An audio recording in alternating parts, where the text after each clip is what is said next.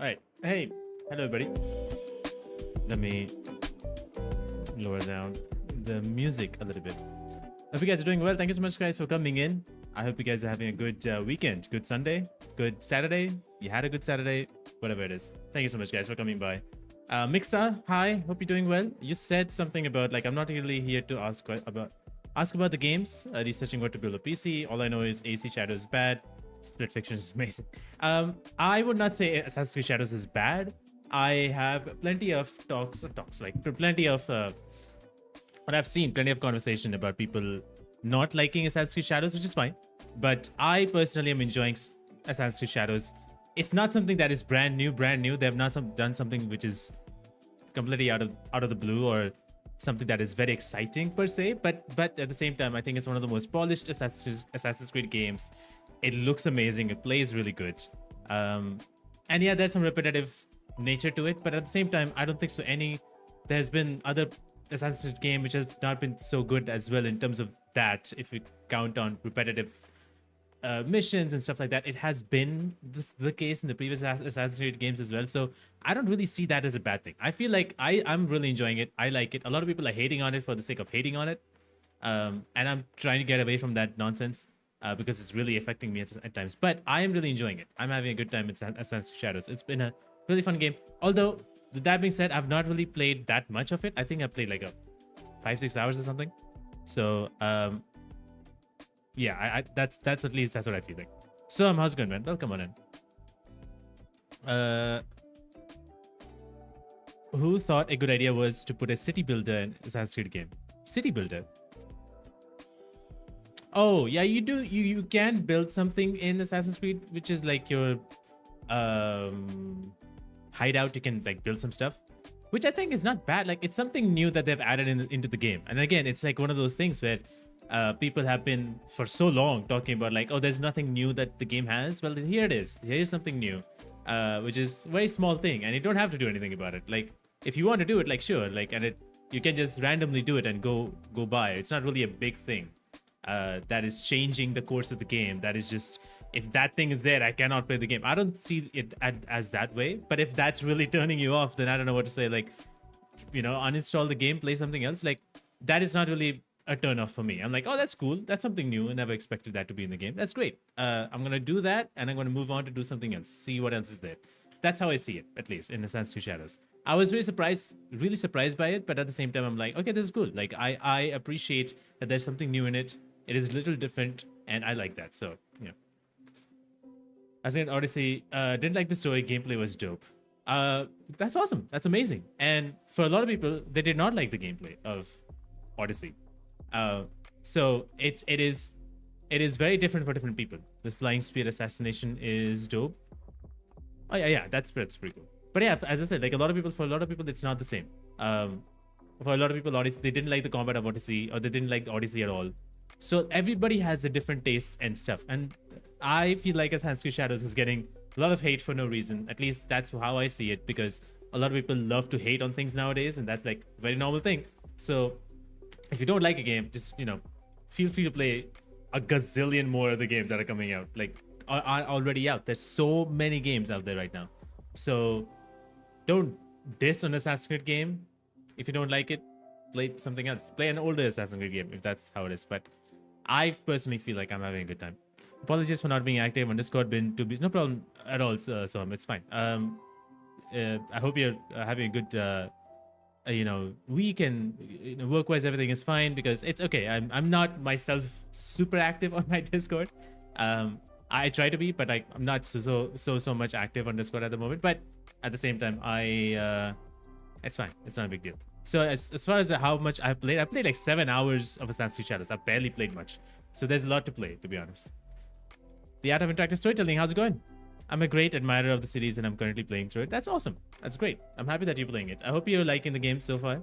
I'm having a good time. There is some repetitiveness in it, which I also faced in some older, like, previous Assassin's Creed games, and one of them is like synchronization, which I really didn't like in the very old games, like Assassin's Creed 2 or 3 or Brotherhood and all those. I didn't like it that much because you had to do that over and over and over again. So that's just that. Well, the naval battles are ripoff from Black Flag, but bad. I have not really gone to the naval battles yet. I don't know that that actually existed. Um, but I didn't know there was a naval battle in Assassin's Creed Shadows. Uh, I don't know what to say, man. I mean, here's the thing. I feel like sure, like I know there's a lot of criticism for this game, but this game is clearly selling a whole lot more. Or AC Odyssey. Yeah, true. I was like, is that really? um, yeah. AC Odyssey has, oh, yeah, it does have like that naval battle, but like it's like a very small thing, really. I mean, it was fine. It was not that big of a deal, but you know, it was alright. I'm playing through the first Assassin's Creed. Oh, playing first Assassin's Creed. I thought you were a big admirer of the series. Are you like just replaying it for the sake of it? I'm assuming that's the case. I don't know. But that's cool. I'm glad that you're playing. The map for first Assassin's Creed it is very small. It is a very different game. It came out such a long time ago. Because it was the first in the series, and they were trying something new. It was kind of like similar to Prince of Persia size, because again, that game was supposed to be Prince of Persia, but then became Assassin's Creed. So I get that. So compared to Greek map, oh yeah, there's a very big gap between the Greek side and there's a huge gap. So there's so many Assassin's Creed game came after that. So yeah, it's definitely not gonna be the same. I have grown, like I have played the Assassin's Creed games from 1 and 2 and Brotherhood and Revelations. I played those games. So for me, the new Assassin's Creed games are not really connecting as much because I was connected with those games first. And those games, and I mean, I played that at that time, so I'm much more connected with those games as compared to the ones that came out. But at the same time, it's not that bad. The story, I think, was pretty good. They started off very well in terms of Shadows. They started off very well. I think they did a good job in. They built up Yasuke and then eventually kind of drop it down and went to Naue, which is pretty interesting. But yeah, I mean, I think that even the Naue storyline is pretty cool, and the cutscenes are very nice, and I feel like the acting is fine, and there's some places where like okay, not that great, but overall I think it's good. And so they set up the story pretty well, and now they're going forward with, like, there's a few things that I don't like about it, but a few things I really am enjoying it. One of the things that I didn't like about it is the horse just running into you no matter what you do. The horse just run and just, I don't know why my horse is running all the time, but he is running, or she, whatever, is running all the time. So it's just one of those things. I'm having a marathon. Oh, nice. That's good. I would love to have a marathon. It's been a while. I've not played the older Assassin's Creed games in forever. Like, I've not played Assassin's Creed 2. I actually never finished Assassin's Creed 3. I don't know, like, I didn't really connect with it at the time. Brotherhood and Revelations, I've not gone back into it. Or Black Flag, not gone back into it either.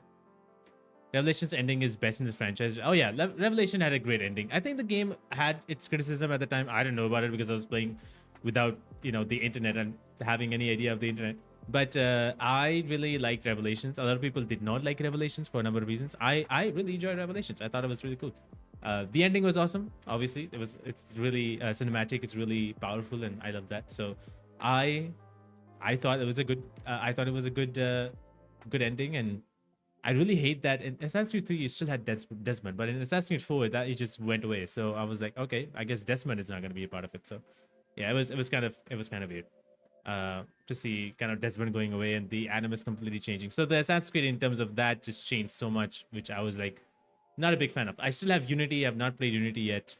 I know it has one of the best parkours in all the Assassin's Creed games, but I have not played Unity. That's one game I've not finished. I played a little bit of it, probably a couple hours, but didn't go beyond that. So it is what it is. But yeah, I'm currently playing Assassin's Creed Shadows a little bit. I've not actually played this game in a couple days, 2-3 days maybe. And I'm also playing Kingdom Come Deliverance 2. That's a game that I've stopped playing for some time. I have not gone back into that game in some time really. So that is another game I'm playing, and I recently finished Split Fiction, which has been super fun. These are the 3 games, and Split Fiction is just amazing. It's probably one of the best games. Probably it's definitely one of the best games of this year. I don't, I you know, I would be surprised. I would not be surprised, to be honest, if this game Split Fiction becomes Game of the Year, because it actually has done such a great job. I think it's such a fucking fantastic game. I'm really liking what, like, I loved everything about the game. There's not a dull moment, at least not for me. There was not a dull moment, and story is amazing, and the gameplay is like the king. Obviously, it just mixed up so many different things together. It was wonderful. So I loved everything about Split Fiction, and if as somebody has not played it, I think it's like definitely highly recommended if you can play with someone. Obviously, it requires someone to play with. If you can play with someone, then definitely do that. It's such a fun game. It's an amazing game. So I've been having a lot of fun with that. KCD2, Kingdom Come Deliverance 2. I'm having a good time with that game. That game is very, very different. It's one of those games where there's so much in it, so much side stuff. There's so much stuff that you can do and you cannot do that will lead to different things in the game. If you decide to do certain thing and or not decide to do that certain thing based on your choice, like if you decide to not go in a particular location, then something else will happen and you will have to face the consequences of that. It's such a cool living and breathing world that I really, really enjoy everything about the game. So yeah, I'm having a great time in City 2. I have not gone back into the game in some time, but I'm having a fun time with the game so far. And the other game that I kind of recently played is this new horror game that I actually finished yesterday. This new horror game called Karma: The Dark World. It came out. It came out a couple of days back. It came out. I think on the 27th or 28th. And wonderful game. It's an indie kind of like horror game, psychological horror game, but it's so good. It's so well done. The acting in that game is phenomenal. I've never seen acting like that in a game. Gave me like that in such a long time. Like I've not really felt anything about any of the characters in much of the horror games, but this one, like I felt like you would emotionally are connected with all of the characters that are there in Karma: The Dark World. It's so well done. It's so well made. I really love that game. And it's a horror game, so it's like kind of like a walking simulator, of course. And there's not much you do. You solve some missions, some puzzles, which are hard. There's some puzzles that are very hard to solve, and you do that, and then you are just uncovering the story. You are living in this world where people are being kind of forced to work. There's this corporation called Leviathan, and Leviathan's main motto is they want everybody to work 24/7, like work for them 24/7, and nothing is above the company. The company is above everybody else, and they also sell a product where you can drink that product, and it will help you increase productivity, and you'll be much more focused on the job that you're doing. And it also is promoting how there was a very cool and interesting thing where everybody got to notice that there will be no weekends or you will be working extra time overtime, and there will be no extra pay for that overtime. So there's a lot of things happening in that world where people are having, instead of faces, there are television screens, which is very interesting because it just paints an interesting picture of how the world is, and you are living in that world, kind of investigating some of the crimes that's happening in that area, and you are eventually trying to figure out who you are and what you're doing. And there are pieces of your past that have been changed and wrapped or warped and different, and you figure out what's happening with you. So it's a very interesting, and then you're investigating two characters kind of like backstories, and it just is so well done. Both of these characters kind of backstory and what's happening with them is so good. Like it's the story of that is amazing. The acting is incredible. You really emotionally are invested in these two characters, and you remember the names and everything and what happens. And there's scenes in the game that you're like, wow, this is like, it's like a AAA game. Like it's done so well. So one of the, easily one of the best games. It's called Karma: The Dark World. If you haven't checked it out, it's available right now. And you can, if you want to play it, it's a wonderful game. It's I'm having a really, I had a great time. It's a very small game. It's not that long. It's like 5 hours ish long. So it's a smaller game, but it's a very good horror game. And if you like horror games, it's not that kind of like a scary kind of horror game. It's psychological. So sure, there's things happening, but at the same time, the story is the focus of the game, and it's wonderfully told overall. I just love everything about it. yeah, it's definitely one of my favorite games of this year. There's so many games, obviously, but this one is definitely, because it's been a while since I played a horror game. This one really makes it so much more better, and yeah, I'm having a good time with this game. And there's so many games coming up actually at the same time. There is these, next week. I think this week, not this week, like later this week, like or next week, on the 3rd of April, there will be South of Midnight coming out, which I'm really looking forward to. I hope I can get the chance to play that game because it's a pretty interesting looking art style. The gameplay is also very interesting. So I like kind of games like that, which is like adventure, purely adventure. So I want to try that game as well and see how that game is. And yeah, I mean, I would love to play that. That's a game that I'm looking forward to. I don't remember. I don't know if there's any other game that's coming in April. Like obviously, South of Midnight is one, and then there's Clear Obscure, Expedition 33. That's another one that is also that I'm looking forward to. It's coming out a little later, in next month, which is 24th, I think, 24th April or something like that, is when it's coming out. So I don't know how that game is going to be overall. So far, the demo that I played or the preview build that I played, there was so much that I didn't check out, and now I checked out a little bit. Like it's magnificent and how the world looks. Yeah, it's just really fun to check it out and see how because there is so much happening in the world. The story of Expedition 33 is also very unique. So I'm excited to see how the story unfolds throughout the game as we play it. And the combat is the turn-based combat, which is very flashy and a lot of things happening in that. It's very flashy, dynamic camera movements. It's lovely. It keeps your attention. And so I love that fact about Expedition 33. So I don't know how the story is going to be. Some incredible actors are in it. Charlie Cox is in it. Andy Serkis is in it. So both of those actors are in it, which has been really cool. And you play as the character who is voiced by Charlie Cox, and you can hear him and there's costumes where you can kind of like make him look like a little bit daredevilish with the shades and glasses and whatnot. So it's pretty cool. And the art style is amazing. The way the game looks is awesome. So yeah, definitely a game that I am looking forward to. If I can get the chance to play the game, that would be nice. If I can, that's I'll probably buy the game if I cannot. But I would love to get the opportunity to play that. It's a very fun game, and I think I don't even remember if there's any other game. But to be honest, there's right now I'm so much packed up with Assassin's Creed Shadows and KCD 2 that I'm not able to. I don't think so. I'll be able to find a time to play something else. I know Atomfall came out also a couple days back, which a lot of people are playing, which I think a lot of people are also liking it. It's on Game Pass. I don't have Game Pass right now. I don't think so. Will be buying Game Pass because right now I'm playing AC Shadows and KCD 2, so I don't think so. I'll have another a little bit of time to play another game. So if I buy Xbox Game Pass, I will just not be able to. I won't be starting the game at all. So I would rather play Assassin's Creed Shadows, go as far as I can, and play KCD 2 and go as far as I can. I'll probably at least finish either of these games and then move on to the next game that I can play. And I mean, Expedition 33 is something that I would love to play, and also South of Midnight if I can get the chance. But I will be traveling next weekend, so that's how it's gonna be. I'm playing Split Fiction with my brother, and it's honestly unbelievably good. Breath of Fresh Air, Joseph Harris. Yeah, it's a fantastic game. I really liked it. I finished this game like last week, I think, if I am correct. I think it was last week. Yeah, I think it was 21st of like last Friday. I mean, yeah, last Friday. So it was like then when I finished it.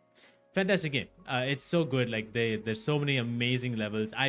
Me and my friend, we didn't do the secret kind of like laser from hell or whatever it's called at this point. Like we didn't do that, but like we did all of the other side missions that were there. I think we did. Like I feel like we probably might have missed.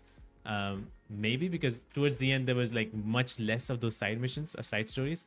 But yeah, it's fantastic. The ending was so good. Like there's so many different kind of things mixed together. It was like so hard to keep up. And there was a point where if you remember, there's like towards the ending you have like your screen splits into 4 and you have to jump between these different sort of worlds in these split screens. And I was jumping and then I died, and the game would kind of spawn me on the points where I will die. So I was just dying all the time instead of like getting the opportunity to jump around, I was just dying. So it was hilarious, but it was like such a cool game. The ending part is like really, really good. Like the way they have made it, I have no idea how they did that, but they did that. So yeah, Split Fiction is definitely easily one of the best games that came out this year. And like I was saying earlier, I will not be surprised if that game becomes Game of the Year of 2025, because it could, because it's done so well. I recently had the opportunity to talk to Elsie Bennett, who plays the role of Zoe.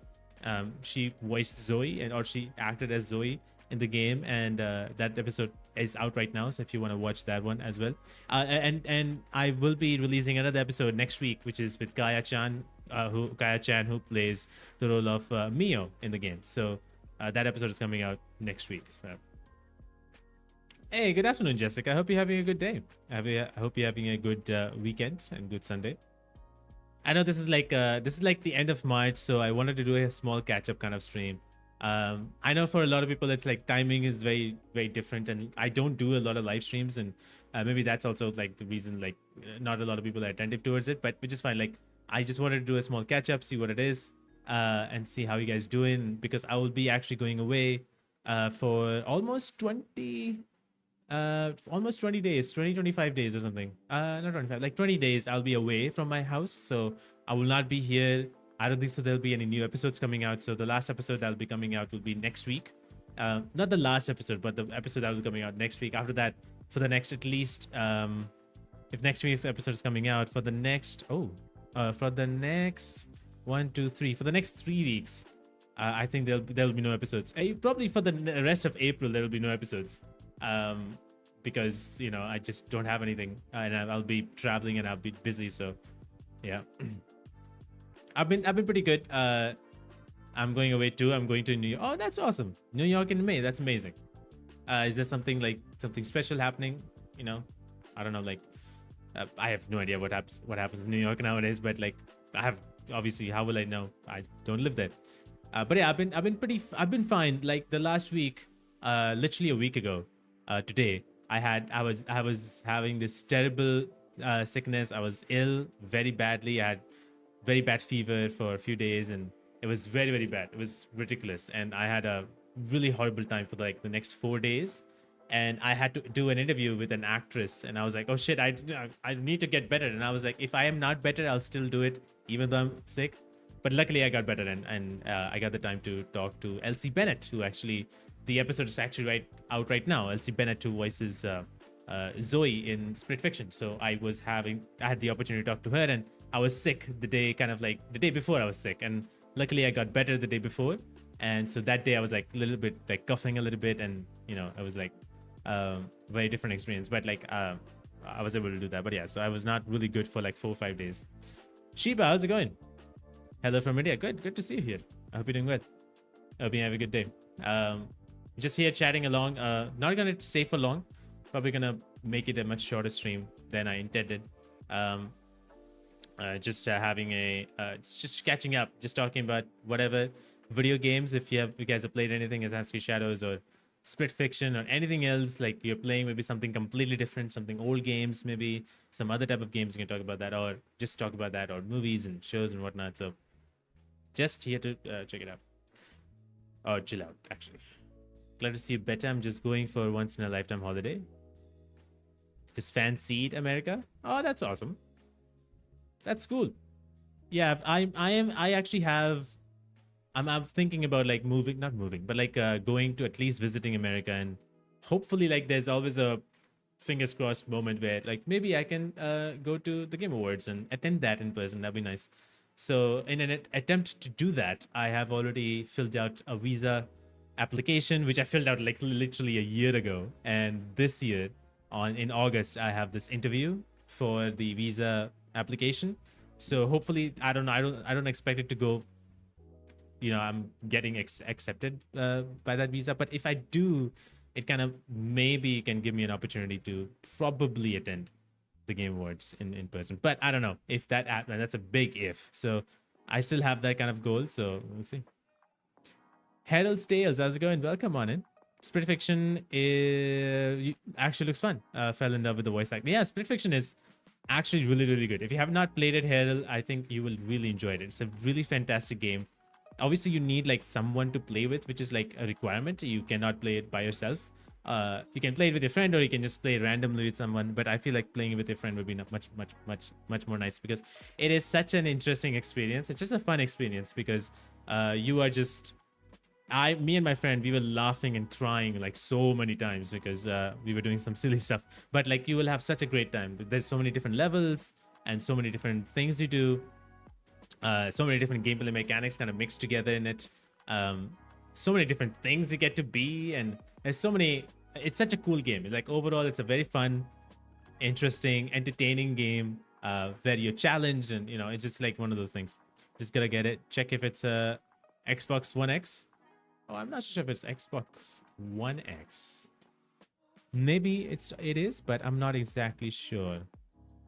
Oh, I don't think so. It's on Xbox One. It's on Xbox Series X and S, and not on Xbox One, unfortunately. JBK, how's it going? There's a method to my tricks. Okay, I don't know what that means, but I don't know if that's a voice line. I don't know. So I'm sorry about that, but welcome on in regardless. Good luck. Yeah, thank you. I hope I can get through, but I don't really expect me to cross through that kind of thing.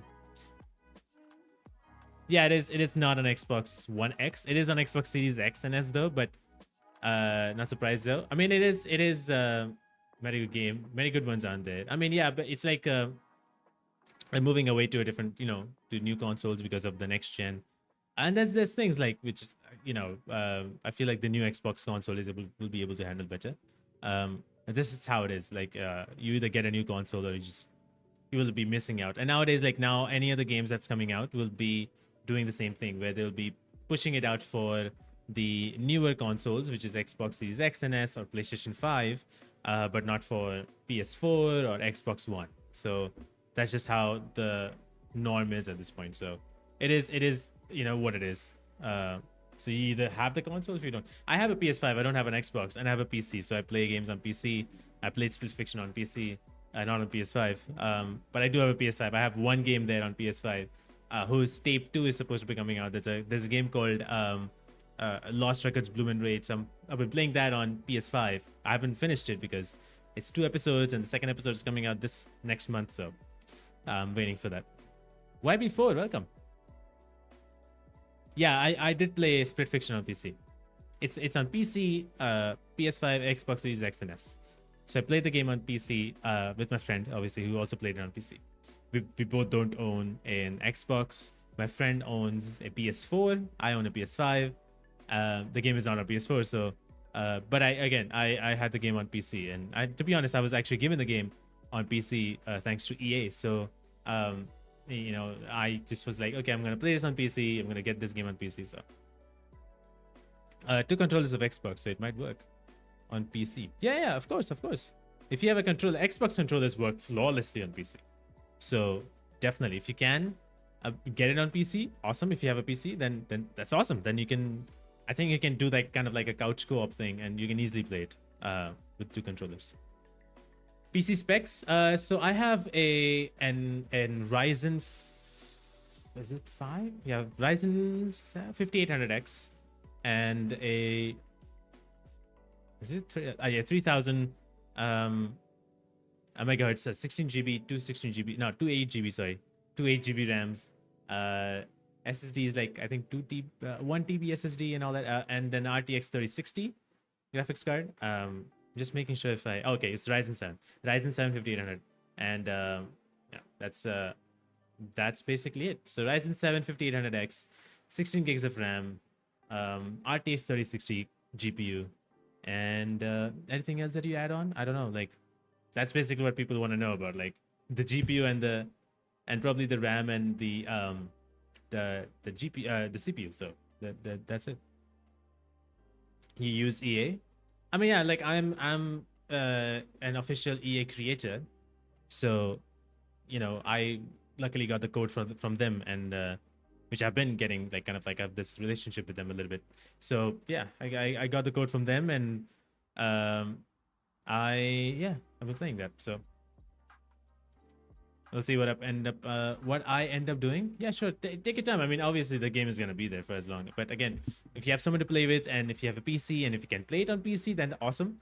Otherwise, like getting an Xbox would be another big step. But if you have a PC, then it's much easier for you. 3060 VRAM. 3060 has, I think, 12 gigs of VRAM. I think mine has 12 gigs. I might have to check. Hey, Game Out, thank you so much for the 20, man. I appreciate that very much. Is that it? Yeah. How you doing? You have a game PC? Awesome. Then if you can play that game there, then there it is. You can easily use the two controllers and easily play it there. Yeah, so I have a 12 gigs of VRAM, which is double checking. 12 gigs of VRAM, which is great. So I know like the new graphics card, the 5060, I think, or whatever, has like not 5060, even like the other 30 graphics cards, 30 series graphics card, they are having lower VRAMs, and nowadays the games require higher VRAMs. But 3060, despite having higher VRAM, it is kind of becomes a bottleneck in some games because it's not as strong as a 3070 or 3080.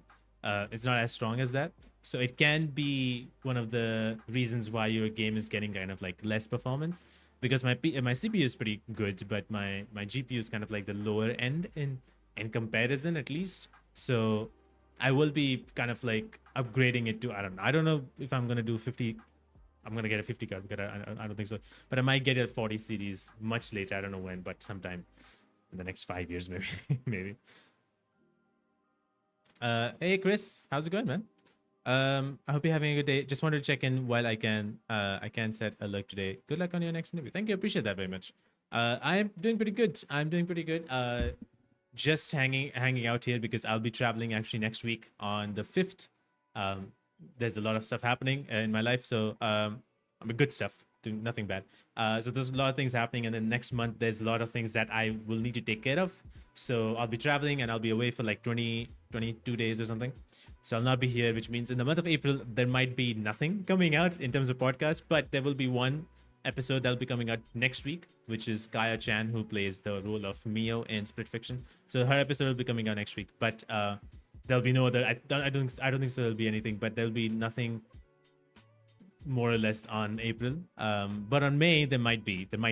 There's one at least that I think might happen, and I'm hoping that it happens, because if it happens, I'll be the only one who has done it. So I hope it happens, but I'm hoping it for it. And I know there's Clear Obscure Expedition 33 game coming out, so I have my eyes on Jennifer English and Ben Starr. So here's hoping again for those two guys to be. I would love to have them. But yeah, there's like all these games coming out. So but yeah, this next month is not going to be so much. But other than that, I've been fine. A little bit stressed at things, but like overall trying to get back into not being super stressed. And the easiest said than not, but try my best. Hope you remember me. Of course, man. Of course I remember you, Gamed Out. Of course. Why will I not? I hope you're doing well. Hope you're having a good week, good day, good weekends. What have you been up to? Let me know. But guys, if you guys are here, I really appreciate you guys taking your time here and coming by talking to me here. Like, I'm not gonna stay for too long, maybe another half an hour. Just wanted to hang out a little bit before because I kind of do these live streams every end of the month, just for like a hangout kind of thing, answer any questions you have, or talk about anything else in general and discuss about things. So that's what I wanted to do today, and that's what I'm doing today. But I don't do a lot of streams on YouTube, because that's something that I'm not so much comfortable with anymore. So take care, Abhi, talk to you. So no problem. Thank you so much for coming by, man. I appreciate that very much. I gotta give that like as well. Oh, okay. But yeah, I'm not doing live streams as much, and probably will not be doing live streams overall. But I am doing these kind of like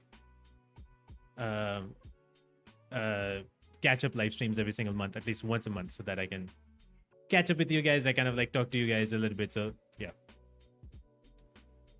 Bhargav Kashyap, day by day you're starting to look like an integral character from Alan Wake franchise.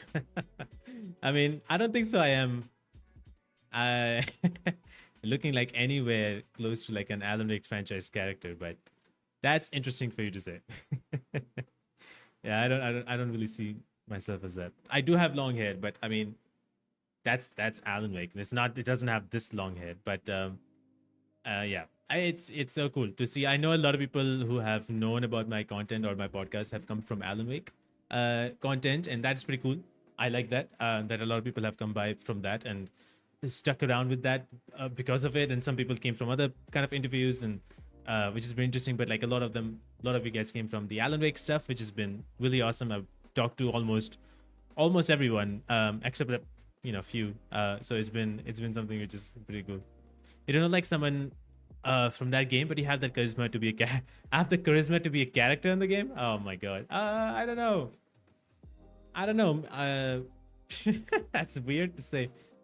Although weird to like kind of weird like read it out, but like I don't know. I guess I cannot really see it, but like I guess it would be I was always thinking, but like okay, what kind of character would I be in Alan Wake kind of universe? And I was like, okay, a rival character would be nice than like a hero-ish character, but that's just me.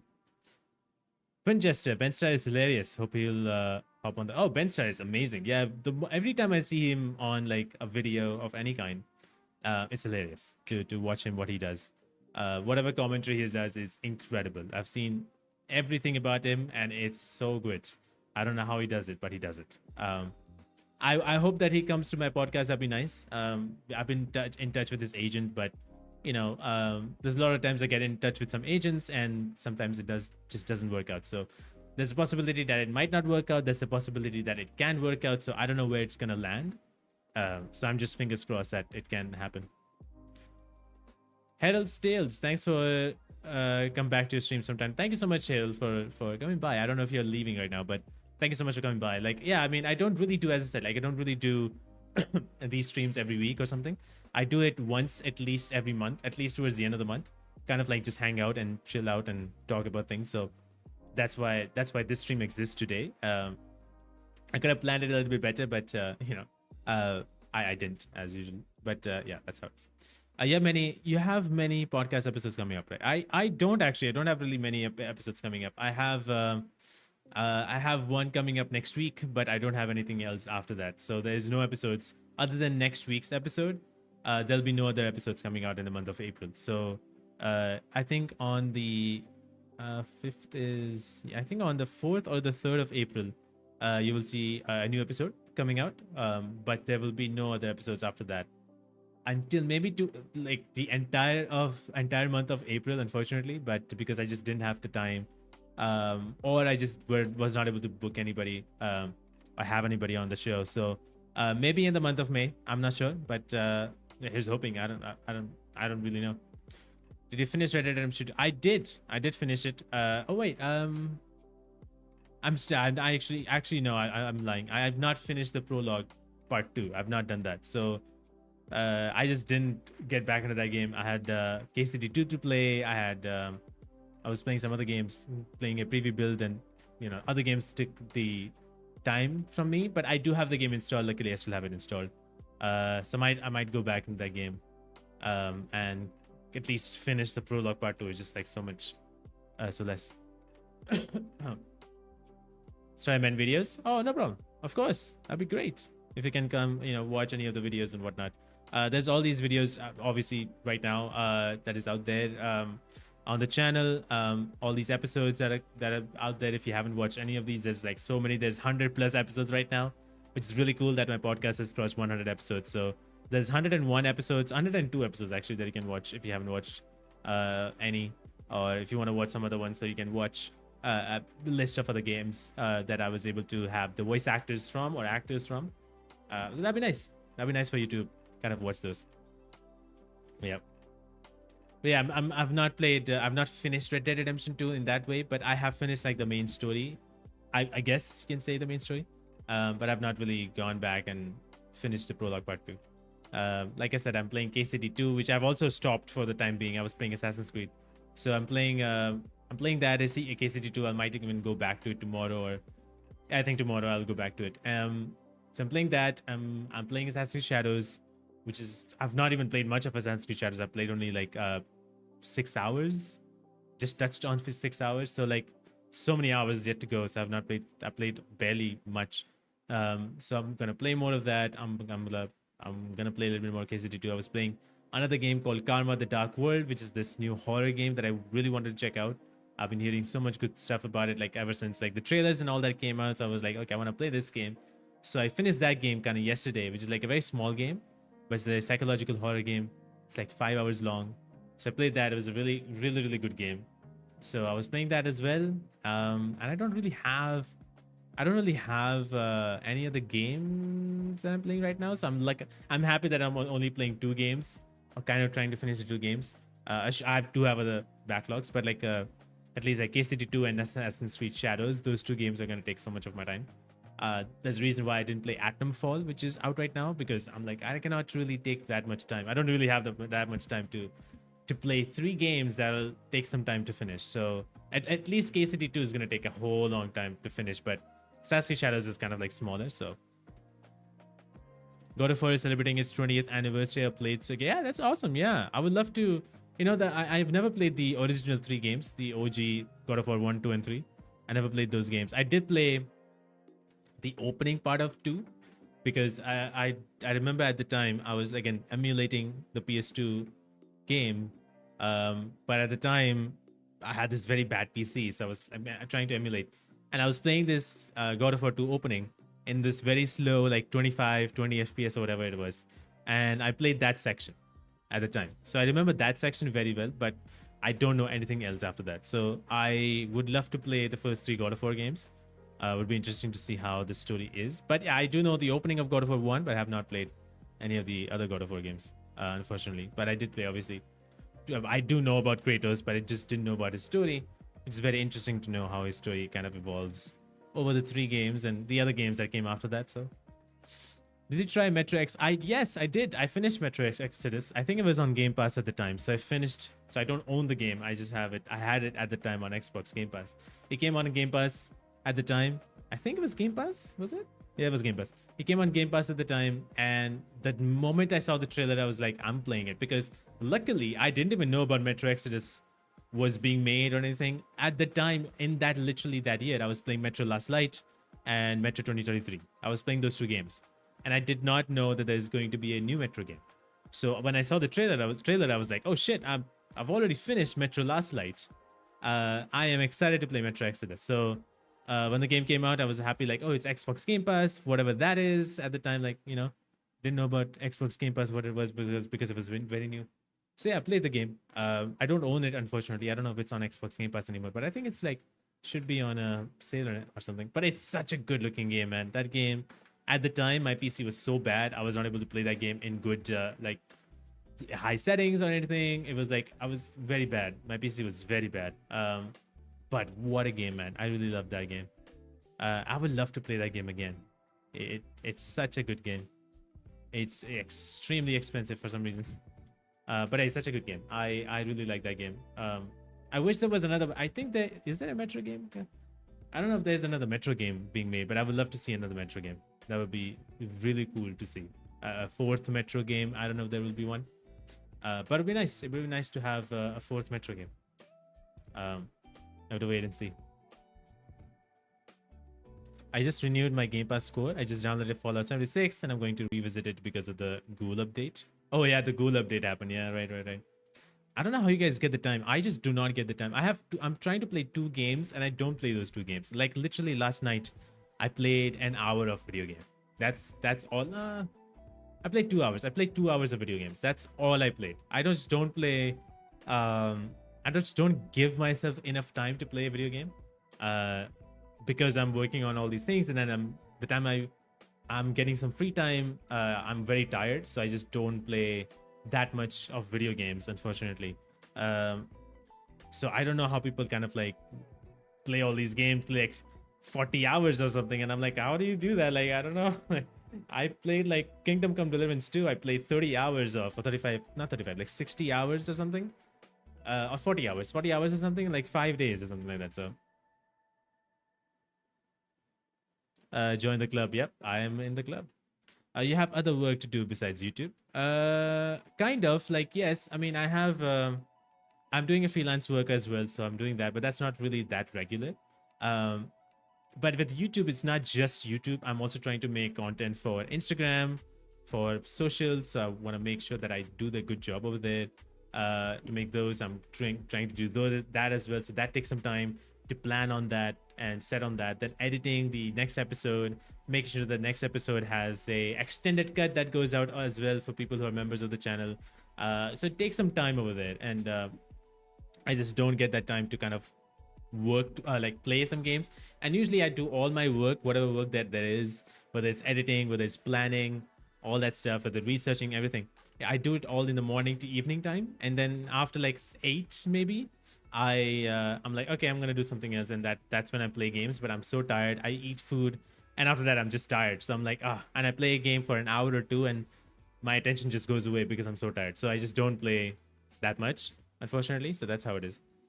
I'm out from 7 in the morning to 8 at night. That's insane. I don't know how you do that. That's a lot of work. If I had that kind of like time, that's again, it's just me. If I had that kind of work, which is I'm out from 7 to 8:30 at night, I would not be doing it because my attention is somewhere else. So, but that's just me. I stumbled across KCD2 via YouTube recommend, so that's definitely on my list. Yeah, it's awesome. Yeah, KCD2 is insane. That game is amazing. There's a moment, like, I'm gonna say how like something really fun happens in that game. For example, there's a moment, I'm not trying to spoil anything, but there's a moment where you're in this castle and you and Hans Capon, who's like your guy, your friend. There's something happens in the story, and you are supposed to go to this other town to see what's happening and handle the situation. So Hans Capon, your friend, tells you to come by in the afternoon to that castle where he is, so that they can go together. And I was like, okay, I'll be there in the afternoon. It was like very early in the morning, and I decided to go on the other side of the map and do a side mission, which is this meeting with humans. And I met with them, and apparently that whole side mission took 24 hours of the game. So I was getting drunk, I was singing, I was having the blast over there. So I was getting drunk in that part of the town. And then the next day happens, and I'm still drunk, I'm in a hungover, and I'm trying to find out. And then I saw the objective that was still marked on that castle is no longer there, because I was supposed to be there in the afternoon, but I was not. So it's no longer there. Now it has come to the town that we were supposed to go to together. The objective is there. But because I'm so drunk, I was like, okay, I'm going to meet this guy, because the objective has now turned into meet your friend Hans Capon in this location. And I was like, okay. And I was traveling to another place to, get some supplies. And then I saw the objective moved again somewhere else a little bit to meet with him. And I met it with him. And now you see that character's reaction of whatever happened in that town, but you have no idea what happened. For someone else, they will see everything that happened in that town. For someone else, they will actually go in the afternoon at that particular point in time, so that they can go to that town and see what happened. For someone else, that whole mission will not happen, will not exist, because you take a different decision. So there's a lot of cool things, and that's just one small part of the story. There's so many things that happens in that game that is insane. So definitely highly recommend. Gaming Professor Somic, man, how's it going? Welcome. I'm doing pretty good. I hope you're doing well. Just, chilling out here. I told you need to be on TikToks. That's where all the cool kids are. I tried TikTok. So because for me, where I am, TikTok is kind of banned. Not kind of, like it is banned. So we cannot access TikTok other than VPN, utilization of VPN. So I tried VPN and I tried putting out content over there. But for some reason in TikTok, it has just not clicked with the people. I've not really dive deep into what kind of content works on TikTok and all that stuff. So I've not really done my research on that side, because I don't browse TikTok, because I cannot browse TikTok. I mean, I can browse TikTok with VPN, but because it's VPN, it's not the same. For example, if I can browse Instagram, so whatever I see and whatever I like is what I'm seeing. But because I'm using VPN, it's not working out that way. So I just don't have that. So unfortunately. But I tried posting it on TikTok, but some of them has worked, which is very interesting. The ones that have worked, which is like very old ones, but like some of them, like most of them haven't. So it is what it is. Who was drunk? You're Henry, or you? No, not me. My Henry. He was drunk, not me. Definitely not me. I've never played a game like being drunk or anything, but like it was him, not me.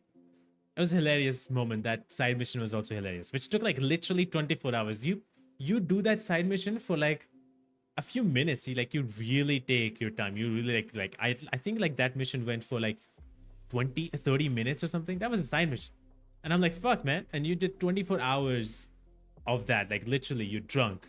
Then you go out with some one of the guys to get more booze, and now you're you're singing. The guy in front of you is singing in a different language. You're singing in some other English and making up words, and then you talk to a dog about life, and then you take whatever drink that you were supposed to take. You just take back, and then you drink some more, and then you sleep for like 7 hours, 8, like 12 hours. Like it's such a crazy thing that happened in that story. Just started KCD2. I'm not really familiar with the combat. Does it get easier over time? It will. So the combat in that game is very different. Obviously, it's a first-person combat, and it will take some time to get used to. If you follow what you need to do with the combat, like blocking and parrying, there's a little bit of parrying, but like blocking and then attacking in different directions. If you do that, it will get better. Like once you keep doing more and more of combat, it will get better. You will feel better about it. I am now in a state where if I am in a combat scenario, I'll go through that combat. Like I'm not running away from the combat. I'm inviting combat because it's so fun for me. There are moments where you are attacked by 5 people, and it will be hard to kind of like block this guy's attack, that guy's attack, and then strike. But you have to kind of move around a little bit more. It will be a little bit hard, but you have to tackle that. But for me, it's really fun to do that. Like I played KCD 1 and I was like, oh no, I don't know about this combat. But KCD 1 helped me so much with the combat. Not that it was easy or anything.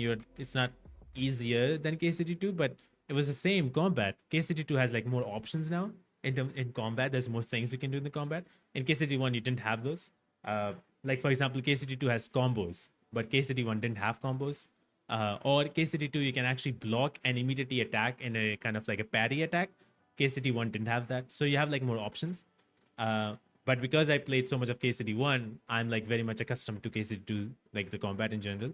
So I had a good time. But like I understand that it might be a little bit difficult, but it will get better if you keep at it. It will take some time, but it'll get better. Didn't buy the game yet, but I love the decision making stories. Yeah, the game is filled with decision making because it's based. You're shaping your story based completely on your decisions. How you place Henry as it just goes on with that. So literally is how it is. Like however you want Henry to be, your character to be, and whatever decisions you make is gonna allow the mission or whatever the story is with that particular mission to evolve. Like sometimes you're in your playthrough, you might the other person might trust you, but in someone else playthrough, because of the decisions you make, that person will not trust you or want to kill you or want to arrest you or something like that. Like or want to run away and complain to a guard to arrest you. Like there's a lot of things that happens in that game. It's literally a living world, and it's fantastic. I did you like Assassin's Creed Shadows? So far, I'm actually really liking Assassin's Creed Shadows. I think it's a fun game. There is some repetitiveness in the game. For example, there's so many of these synchronization moments in the map. When I open the map, there's like synchronize here, and like in a few meters away, there's another synchronization point. So it is very annoying to see like, oh my god, there's so many. And you have to do this over and over again. So that is a repetitiveness that I don't like, which was also a complaint of mine in even much older Assassin's Creed games. Like even in games like going back to Revelations, I had that same thing. I'm like, oh my god, how many times I'm going to do this? But like in those games, you obviously had a challenge to kind of find a way to get up here. In this game, you also have that kind of challenge because not exactly that kind of challenge, but whenever you go to these castles, and usually it is, you find like you have to do these, you have to kill these many people and then loot, which is kind of like a kind of repetitive nature to that as well. So there's some repetitiveness, but overall I think I'm having a good time. It's a very fun game. It's very polished, it's very smooth, it plays really well. The combat is actually pretty good in terms of, as compared to Mirage. I didn't like that combat that much, but it's pretty fun. I'm liking the combat, I'm liking the exploration. The game looks really good. There's a lot in the game. The world is amazing. And again, as I said, like you can get lost in the world because of how good it looks, how wonderful it is. The AI in the game is a little bit. Sometimes it's good, sometimes it's bad, but like overall, it's a fun game. I'm very early in the game. I'm only 6 hours in, so I'm very early in the game. I'm just getting annoyed by it that I have to do synchronization over there because when I see that it's not synchronized, I'm like, I have to do that. So like, it kind of becomes like my whole session becomes like, oh, how do I do this without being seen? And so like I literally spend like hours upon trying to, because if it's a castle, then I'm like, oh shit, I have to kill these whatever people that you're supposed to kill. So I'm trying to find those people and trying to do it silently and all that. So that takes a long time. And then I'm like, oh fuck, I'm supposed to do this main mission. But yeah, I'm progressing it, and so far the story is pretty good. The story starts very well, and where it is going on, it's also pretty good. I do not like the objective, the way it's been presented. So there's some things to like, there's some things to dislike, but overall, pretty fun. I'm actually having a good time, as compared to a lot of people who are just like hating on the game. I heard there are 112 bosses in total. I'm not sure, but maybe, I don't know. I love the combat. That's awesome. Yeah, I think the combat is pretty fun. I I don't know. I feel like Ghost of Tsushima had a little bit better feel to the combat, but like this game also has pretty good combat. Herald's Tales. I consider starting with the first two. You can, but you don't have to, because the second game kind of helps you in terms of story, helps you fill up the story and what is happening. It tells you the story, but it's not does not bombard you with like a lot of information. It tells you what you need to know, and then you can go ahead. In terms of combat, yeah, I mean, KCD 1 has a little bit not different. It's the same combat, but with lesser options. KCD 2 has a little bit more options. But you do not feel any different. Like if you play KCD 1, it's easier. It's not like that. It's the same exact combat. KCD 2 has just added a few things, few features that was not present in KCD 1. And that's it. That's basically the combat. So yeah, otherwise the combat is I think the one of the challenging things, for because you have not played that with that kind of combat. But if you take the time to play the game and do these combat, you will actually enjoy it. At least I did. I really enjoy the combat in the game. I die as well a lot of the times, but it's fun at the same time to kind of go through that combat. What is your favorite Assassin's Creed game? I don't have one favorite Assassin's Creed games. I do have, like, I like the Ezio trilogy. I cannot pick one game. I love the Ezio trilogy. That's the game that I love a lot. I also, Assassin's Creed Black Flag is amazing as well. So yeah, I mean, I don't know if I can pick one. Like I really like Ezio trilogy a little bit more than Black Flag. It's just like because I played those 3 games first, and so sorry about that. I think yeah, Ezio trilogy is the one for me. Just hold on 1 second. I need to click.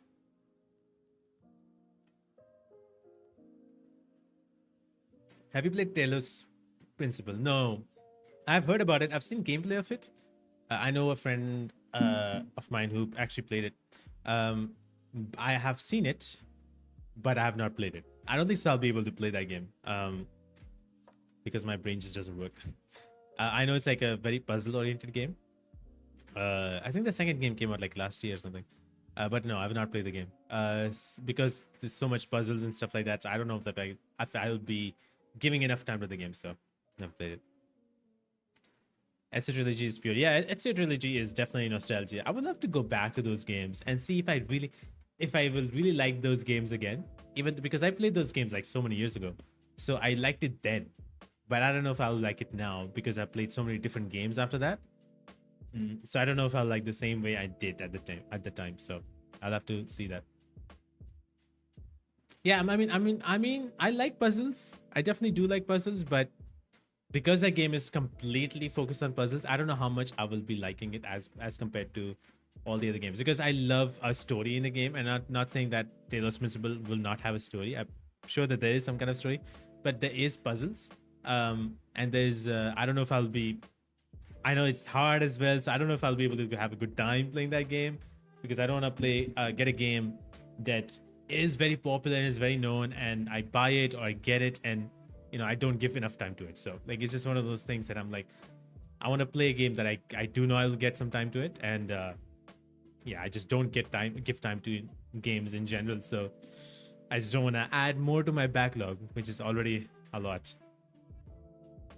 Yeah, I've seen that it becomes a little bit philosophical, and there is a lot to read. I've seen that as well. So it is it's available in Prime Gaming. Yeah, I mean, I don't think so I'll be getting that game because again, as I said, like there's so many games that I have to finish, and I don't want to add more to my backlog because there's already so much in my backlog.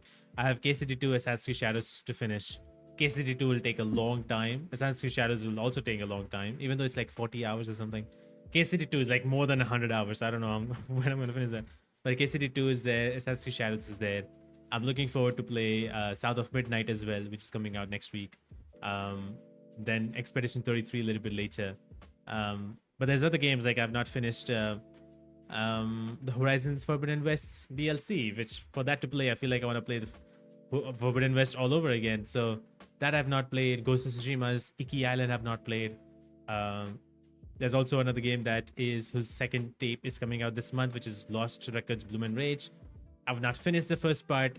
I'll finish the second part when the second part comes out. So there's a few games that I need to kind of finish that I've not finished. It goes deep into philosophy. Okay. Well, that I mean, I've heard that it goes a lot more into it, but I don't know how far it goes. Existential crisis after playing the game. Jesus Christ.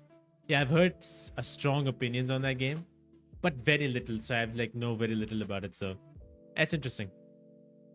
I also have. Do I have? I think I have. I think I also have Disco Elysium or something. Right, you know. I'm playing many RPG games. Yeah, I mean, I know you love RPGs. Cyberpunk 2077 is one of them. How do you do that?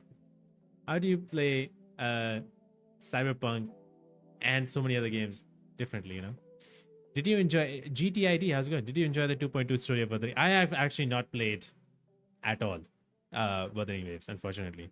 I know there's like 2 updates that came out. I didn't even play any of those 2. So yeah, I just didn't get the time to play it. I didn't even update anything. So yeah, unfortunately no. So I've not played it. Did you get a chance to play it? Did you like it? I know the 2.2 came out like not so long ago, but yeah, I've not played the game. Again, like I said, I have so many games to play. I just didn't get the time. Do I have Disco? Oh, I do have Disco Elysium. I've not played that game yet. So many games to play. Like I don't know if I'll get the time. Disco Elysium I bought like 4 months ago. So just wanted to ask. No problem. That's great. Watch videos on it if you can. I might as well do that because I don't know if I'll get the time to play it, but I might as well do that. It's peak. Awesome. That's awesome. That I'm happy to know. I know a lot of people had complaints about like, oh, that should be more. And I'm happy that 2.2 has a little bit more. So I'd love to see what. I know they probably introduced a new character or something, but like I'd love to see what it is. So Phantom Liberty is another thing that I've not played it yet because I don't have the DLC. I don't own it. I have the game on GOG, and GOG's DLC is a little expensive as compared to Steam's versions. I'm like, are you fucking kidding me? So unfortunately, that's how it is. Cantarella, yeah, I saw that. Like I was trying to remember what the name was. So yeah, pretty interesting. I think isn't Cantarella hold on, was it? Am I right? Isn't Cantarella voiced by Jennifer English? No, I was wrong. No, it's the Japanese.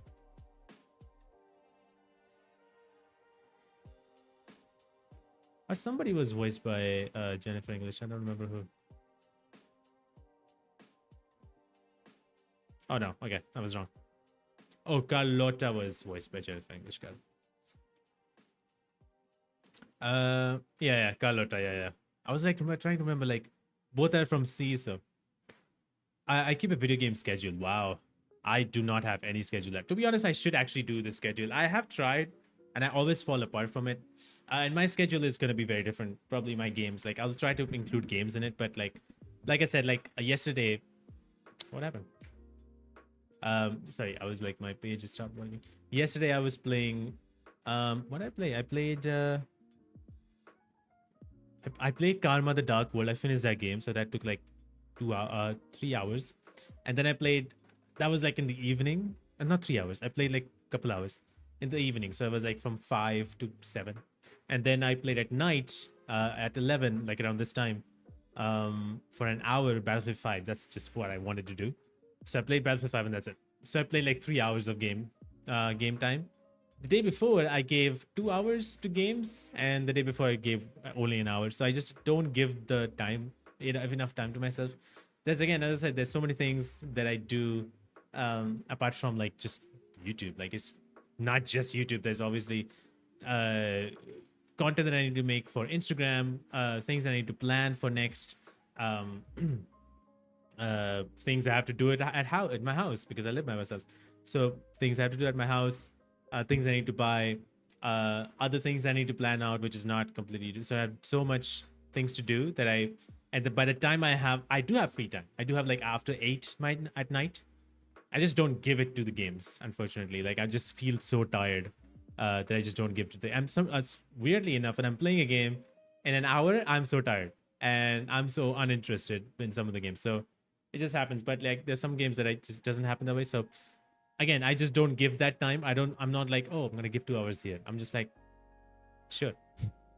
It's like kind of like an unfortunate thing. But anyway, Disco Elysium is great to have on my list to play. Yeah, I have the game. I like I said, I bought it 3 months ago. It was very cheap, so I bought it, but then didn't get the time to play. I didn't give myself the time to play. So I recently bought Avatar. Avatar game. Any thoughts? I have not played Avatar Frontiers of Pandora. I do have the game. Another game that I have. Another game that I got because the DLC was coming out, and I think I got the game from Ubisoft. Haven't played the game, but I know it's one of the really good looking games. Like, visually it looks really good. In general, I don't know, like, I've heard about like the game being a little bit more Far Cry type kind of game, so I think it's kind of like that, but a little bit more, Avatar in it. I guess the world of Avatar is present, so that it looks beautiful visually, but I think it's a little bit more Far Cry kind of like formula to it. So it's kind of like that. I think that's what I've heard so much of the time. So it is average, I think, in terms of like how the game is. So I've not played the game, but that's what I've heard. So I can't really say much. If I had a PC, I would play more games, but I'm only on mobile. So Wuthering is to grind. Said you don't have time, so I'll just tell you Rover got a new element. Oh, that's cool. Oh, that's nice.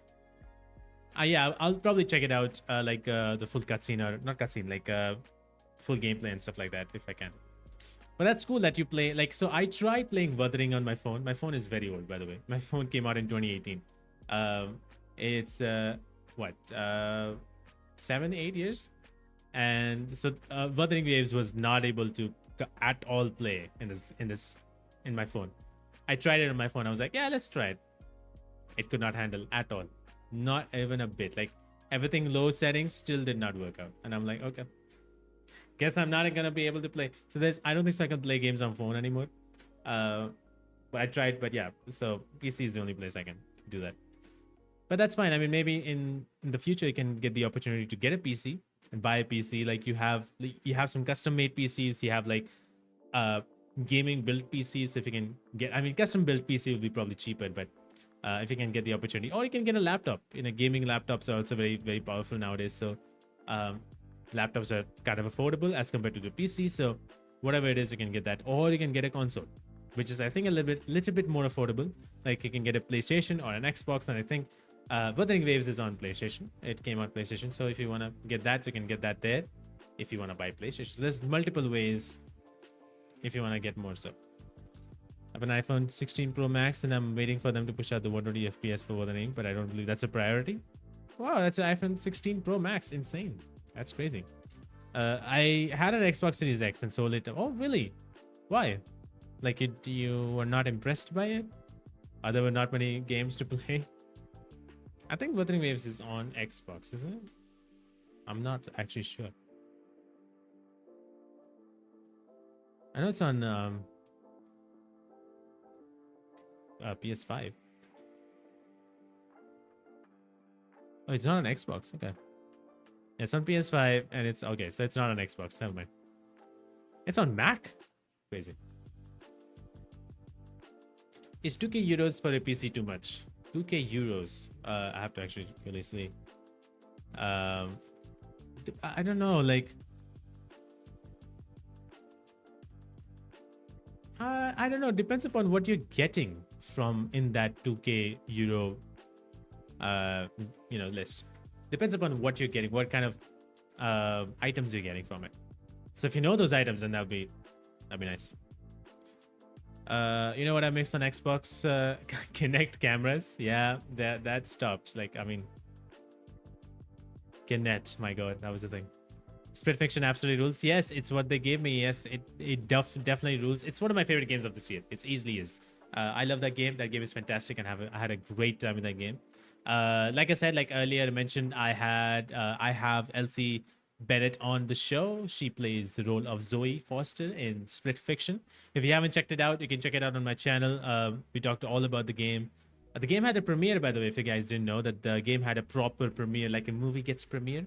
They had a premiere. The game was premiered on a big theater screen where the game's cutscenes were kind of cut down into a movie format, 1.5 hours movie format, and everybody got to watch it.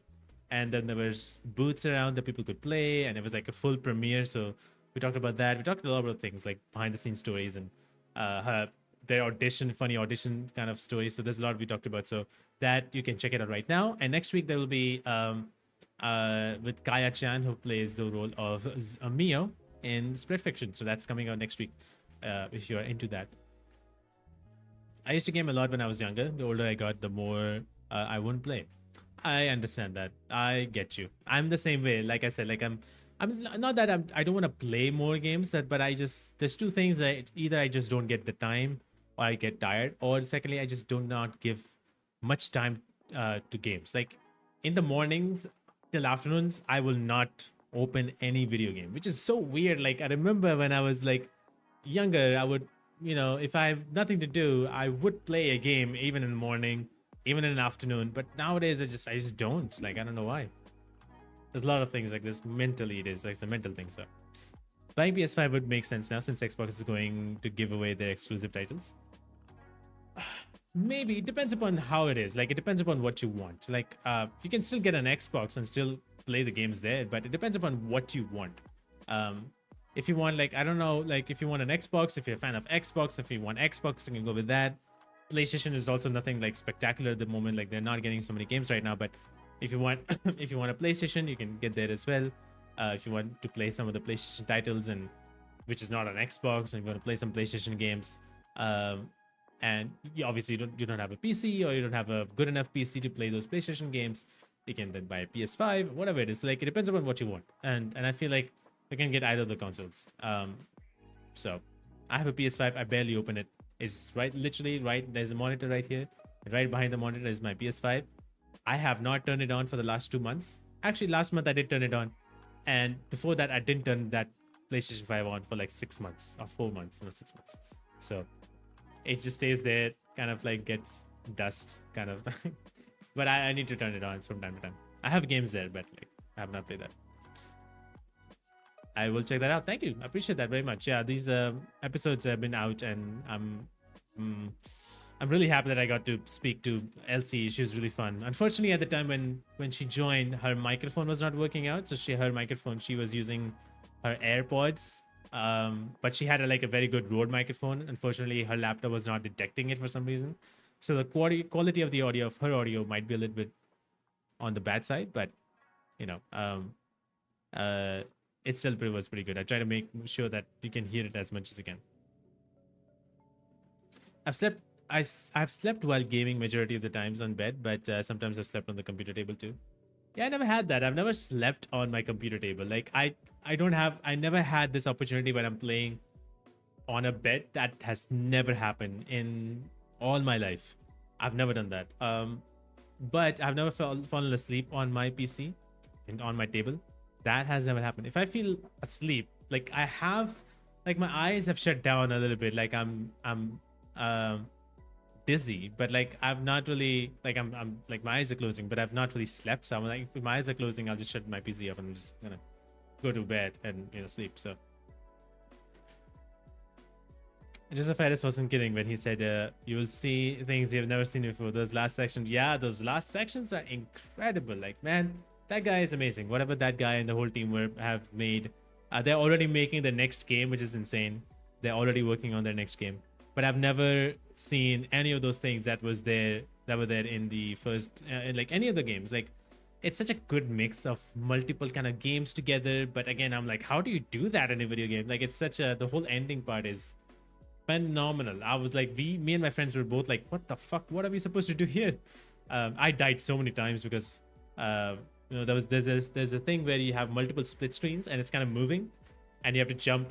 And I died once, and then the game kept on respawning me on areas where I will die. There's nothing I can do, so I was just dying until that stopped. So it was hilarious. I had a good time. Suddenly, I used to get up and see that it was 6 or 7 a.m. and then I used to shut down then. Wow. It's crazy. I've never had that. Like, I have never had that moment where I'm playing the game and I'm so much into it that I'm fallen asleep. I just never have done that. That is just something that I've never done. I don't know, maybe that's the way how I was like raised or something. Like, if you're asleep, you shut down, maybe that's how I was raised and that's how I was told. But I never felt like asleep while I'm playing the games, and like in the way that I will wake up the next day and then, I've never done that. That has never happened. It has never happened even if I'm studying. I've never done anything where I've fallen asleep and then I've woken up. I think I've done maybe once or twice, maybe. I'm trying to remember. Maybe I've had those moments where I've done that. But I would not wake up the next day. I would wake up like a couple hours later. I'm like, oh, okay. I think I had done that with my laptop when I was playing in the laptop at the time when I had horrible PC, but the laptop was the only way to play games. So I remember I think I had that when I, dozed off and then I woke up like 2 hours later. One or twice, I was totally amazed by the last yeah, the last section was insane. I never expected it as well. Like, it was incredible. I really enjoyed every moment of that game. That game is fantastic, really. I had such a good time. That game is definitely, like I said, I will not be surprised if that game wins Game of the Year, because that'd be really good. I played recently, like, this another game. Sorry, hold on. I recently played this game called Karma: The Dark World, which is this horror game that is out right now on Steam. I think it's only on PC. I need to, maybe it's also on PlayStation or something. Let me actually double check. Oh, it's actually everywhere. So it's on. Oh, it's no. Okay, so it's on PlayStation 5, Xbox One, PS4, Xbox Series X and S, and PC.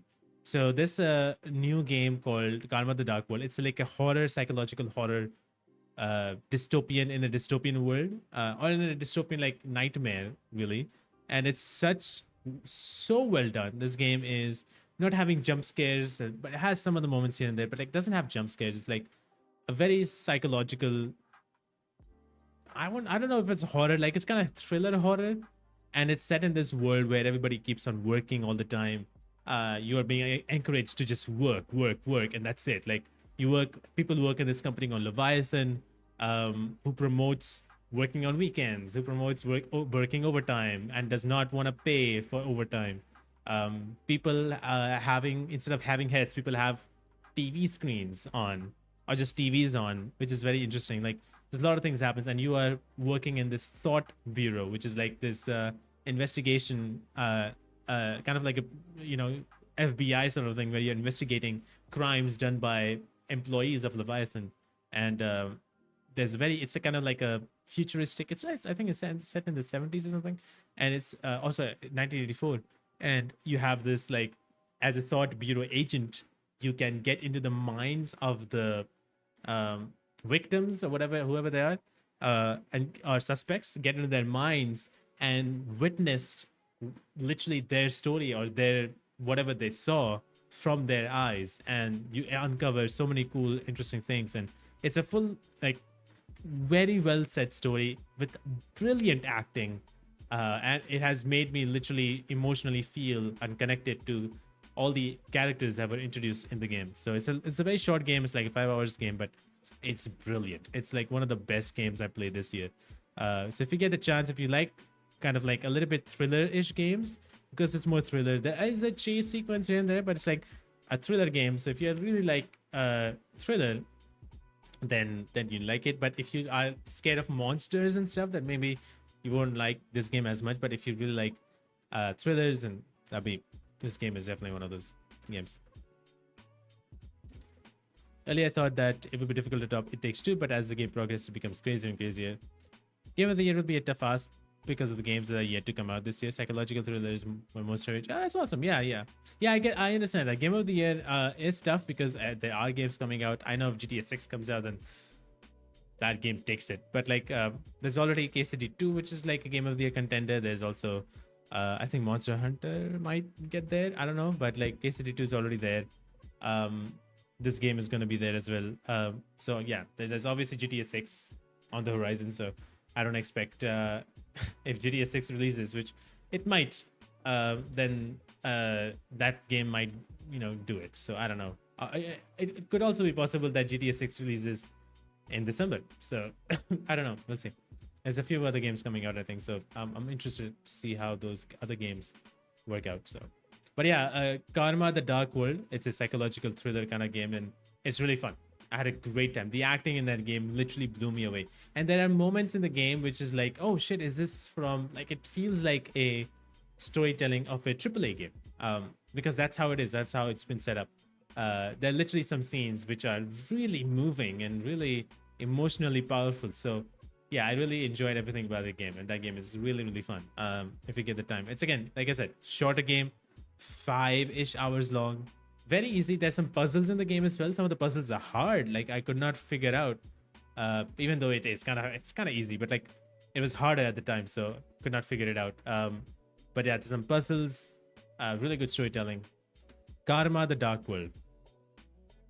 Karma, Karma: The Dark World. That's the name of the game.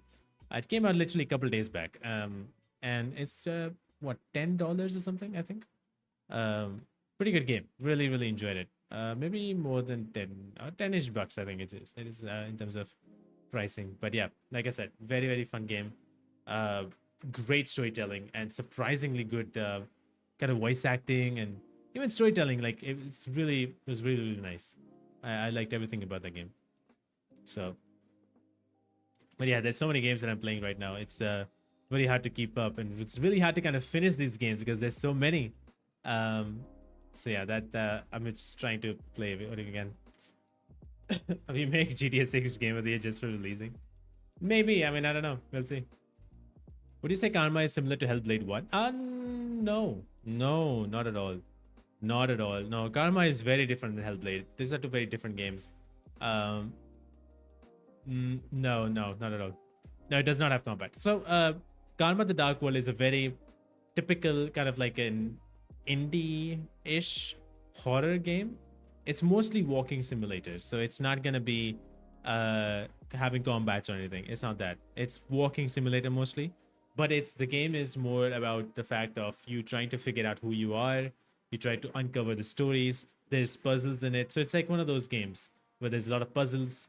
There's a lot of figuring out, and that's basically it. So mostly like walking simulators, but very powerful story, really.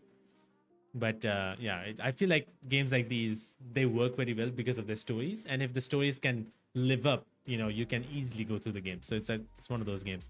It reminds me the same of, like, I don't know if you have played What Remains of Edith Finch, that the same thing. So yeah, it's one of those games. So it's not like Hellblade at all. Hellblade does have some psychological elements in it, but it's very different in Hellblade. And this is like very story oriented. You have different characters there telling their stories, and you have you. And your story is kind of like been uncovered over time. So how can it live up to the expectations? With GTA 6, I don't know if GTA 6 will be living up to anybody's expectations. I feel like a lot of people might be disappointed with GTA 6. That's how it's gonna be. I feel like that's how it will be, because a lot of people have unrealistic expectations. Like, I don't know, they want GTA 6 to be the game of the next couple centuries. So like, I don't think so that's how it's gonna be, and a lot of people will be disappointed with GTA 6. I personally am not so excited for GTA 6. I like GTA games, but I'm not so much excited as a lot of people are. So I don't know. I feel like a lot of people will be disappointed. I know I think it was Take-Two's CEO or something who said that they are not marketing for the game. or they don't wanna release, showcase the release date of the game. They will start promoting the game and tell to everybody like the game is coming out in the next 2 weeks or something like that. Like very close to the release date, that's when they start you know marketing the game. That's how their idea is. So I feel like it's gonna happen that way, where they do the marketing, they release a new trailer, and the game is coming out in 2 months or something like that. So I feel like that's how they're gonna do, or maybe a month or something.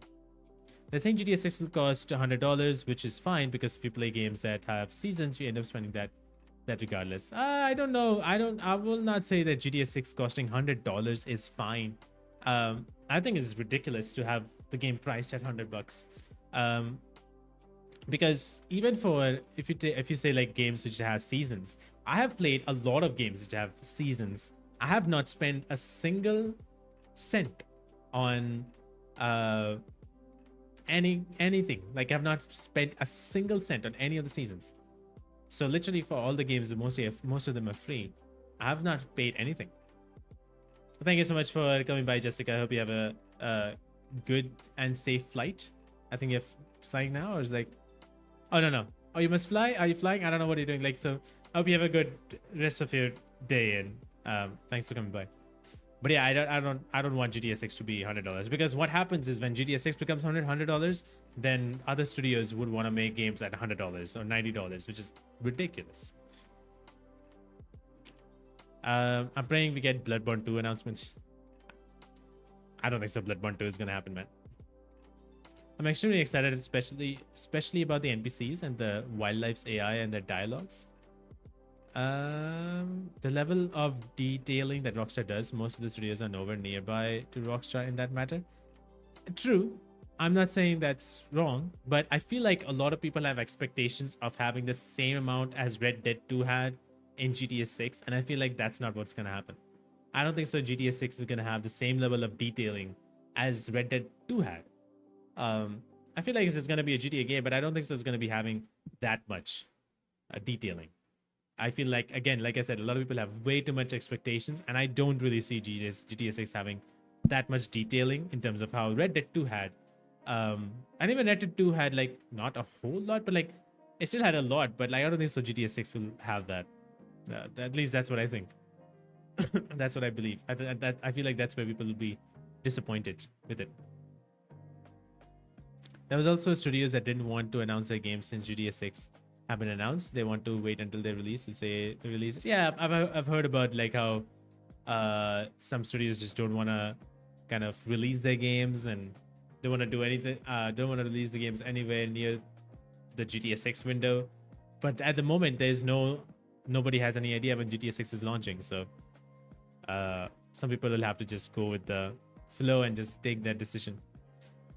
They can definitely make a Bloodborne 2. The community wanted. I think the community want more of the Bloodborne remaster kind of thing. Not remaster, but like Bloodborne coming on PC, or Bloodborne getting a 60 FPS patch that has not happened. So a lot of people are looking forward to that,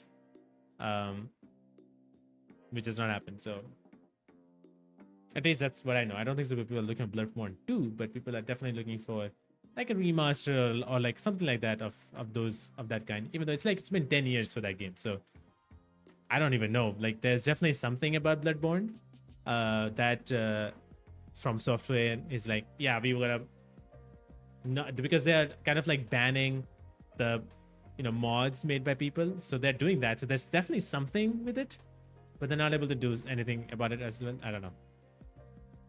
They said fall of 2025, but some are saying that it could be delayed to next year. Yeah, it is fall of 2025, but I don't know. Like, I don't know. Anything could happen. Again, like, I think it was Take-Two CEO that said this. Like, where was it Take-Two CEO? Like, I think it was Take-Two CEO who said like they want to market GTA 6 in that way, where it's closer. Yeah, it is CEO. The GTA 6 hype says marketing will roll out closer to launch. Like they wanted the marketing for the game starting very close to the launch of GTA 6. So they don't want to do it months beforehand. They want to do it like probably like they will release a trailer for the game, and the release date will be like, oh, it's in a month from now. So, and the marketing and all that stuff happens from there. So Anything can happen. Like that's how they want things to do. So, and PC will get it 2 year later than console. I don't know if the PC will get uh PC release will happen in a year or two, because GTS 5 I think came out like what, 3 years after the first game came out. I don't remember when GTA 5 initial release date, but I think it will be like maybe 2 years, maybe.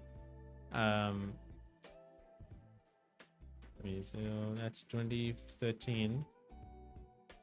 No. Yeah, so I think it's probably might be 2 years. I think I'm thinking it's gonna be 2 years, but it's not gonna come on PC. Definitely, it's coming out on console first, and then it's gonna come out on PC later on. Yeah, it took 2 years for GTA 5 to come to PC. So I'm assuming GTA 6 will come to PC. Might be 2 years or something. Yeah. I'm trying to remember because I got GTA 5 a little later. Like I got like 2018 or something. Wait, no, I think I tried other versions of GTA 5 on laptops, which is not working. So yeah, I got the original game. 2018, 2019, something like that, when GTA 5 was on a very cheaper price, and then they released it for free at some point in time, and I was like, fuck it. Anyway, so yeah, I don't know. We'll see what happens. But yeah, but on PC, it's not gonna come out on day one. It's gonna come on PS5 and Xbox Series X and S, and then 2 years later, it's gonna be on PC. Shouldn't be too long now. I don't know. I mean, it's fall of 2025, so I don't know what they're gonna do. But a lot of people are always expecting all the time. So we'll see. We'll see what really will happen. I got it during 2021 from Epic for free. Yeah, I remember they were doing something for free as well. I think it was in Rockstar's own thing, and then I believe Epic was also there. So I remember doing that. I remember a lot of people, like, the stores kind of crashed and stuff. So I remember that. Working with Unreal Engine 5 takes a long time. Working with any engine takes a long time. That's just how it is. GTA 6 has been worked upon for so long. Any video game that you see in all these engines, they take time. So all these engines take a long time. There's no such thing where this engine takes the least time. It just takes a long time because you have other things to prepare, your story to prepare, you have things to create, you have animations to create, you have details that you need to add, environments, and a lot of different things that people have to research and then add it. So yeah, it's just one of those things that it just takes time in general.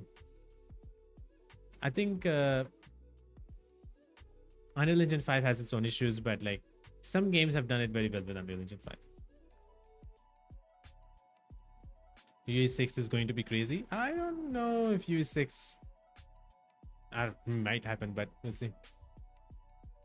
Engine, yeah, it definitely matters a bit, but I'm not saying like, I'm saying that it's not gonna be, there's no such engine which can make games easier. Like, that's not a thing. Like, engines just help in preparing the game, but it's like, it's not gonna make,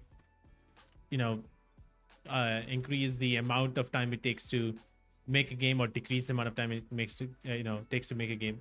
An engine is not gonna do that. Like,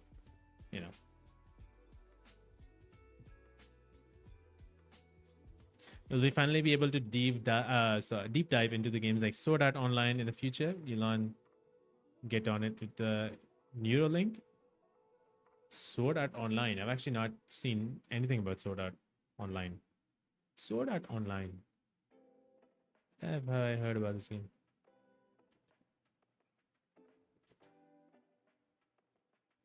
Yeah, I've not heard about this game, unfortunately. No idea. Yeah. The developers have to get trained in Rage, but that happens with a lot of different engines. Like, that happens with the Decima engine. That happens with whatever engine Kojima is. Kojima is also Decima. Then the engine that Remedy is working on, like whatever engine they have. So like every other engine, people have to understand how the engine works, and they have to get trained a little bit. They have to know a little bit, and then they move from there. So I think Ubisoft does its own thing. So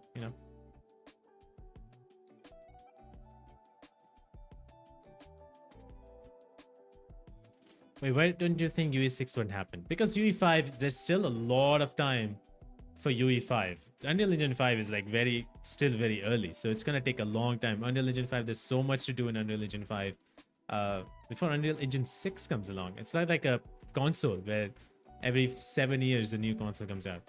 Unreal Engine 4, I don't know when it came out. Unreal Engine 4 came in 2014, and almost 10 years, 20, not 10 years, like 7-8 years later it came out on like the Unreal Engine 5 came out. But like there's so much stuff that's still there left for Unreal Engine 5 to kind of like showcase. So I don't think so it's gonna change right now. There's a lot of things that they're updating, that they're adding on Unreal Engine 5. So I'm very much kind of a low level knowledge on engines, but overran majority of the time.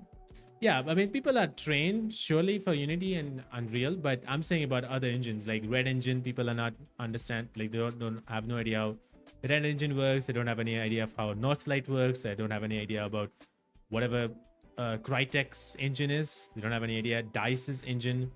There's a lot of different engines that people have to understand and learn, and so every time a person switches to another company, another studio who have their own engines, then they have to get trained a little bit. It takes a little bit of time, but not so much time, but it takes a little bit of time. PSP, welcome on in. Hi. What would be best engine out right now?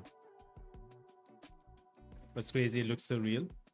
Yeah, Unreal Engine 5 depends upon how you are implementing things, because Unreal Engine 5 might, it does definitely help to keep details and all that very well, like, and developers can use that and don't have to focus on memory usage and all that stuff. But it depends upon it, because a lot of games are not optimized with Unreal Engine 5 because it is, I don't know, there's a lot of games that are very unoptimized when it comes because they're built in Unreal Engine 5. So there's a few games that are not that way, but there's a lot of games that are actually that way, where optimization issues comes in. So there's that. I don't have that level of knowledge to comment on that, but I would. Unreal Engine 5 seems great. I think in terms of what would be the best engine out right now, I don't know. Decima engine is pretty good. A Decima engine is the one where Death Stranding is made of. So that, I think that engine is pretty nice. I don't know, but I'm just guessing. So don't have enough knowledge, unfortunately. GTA San Andreas or GTA 4? Oh, that's a interesting question. I mean, I want to say GTA 4. I've not really played GTA 4 that much. To be honest, I never finished that game. GTA San Andreas is good because like I've obviously played and finished that game completely. But GTA 4 I didn't play it. But GTA 4 is, my God, it's so different. Like it's a very different game. So I want to say GTA 4, but my heart kind of goes towards GTA San Andreas. But like GTA 4 is definitely, it's a very unique game, and I think a lot of people didn't understand it at that time. And even now, I think a lot of people kind of negate GTA 4 and take it out of the window. But yeah. Death Stranding 2 trailer is, oh yeah, Death Stranding 2 trailer is amazing, man. I don't know what Kojima does, but he does something so well that it just works. Like 10-minute long trailer for a game. Nobody does that. It's only Kojima, but the way he edits it, the way he creates it, it's so good. So I'm excited for that game. It's coming out in June, like in 3 months from now. It's coming out in June, and I'm definitely excited to play that game. I love Death Stranding 1, so I'm very, very excited to play Death Stranding 2. That'd be nice.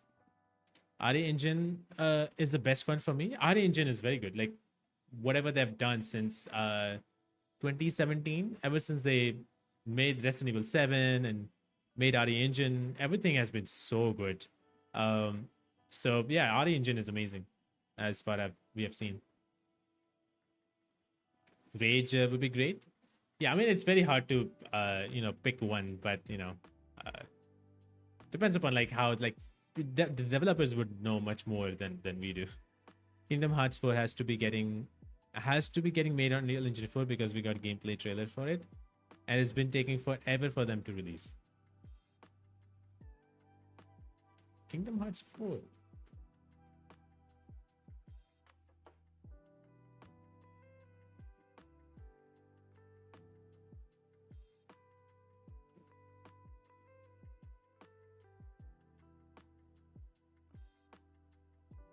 Oh, okay. I didn't even know about the announcement.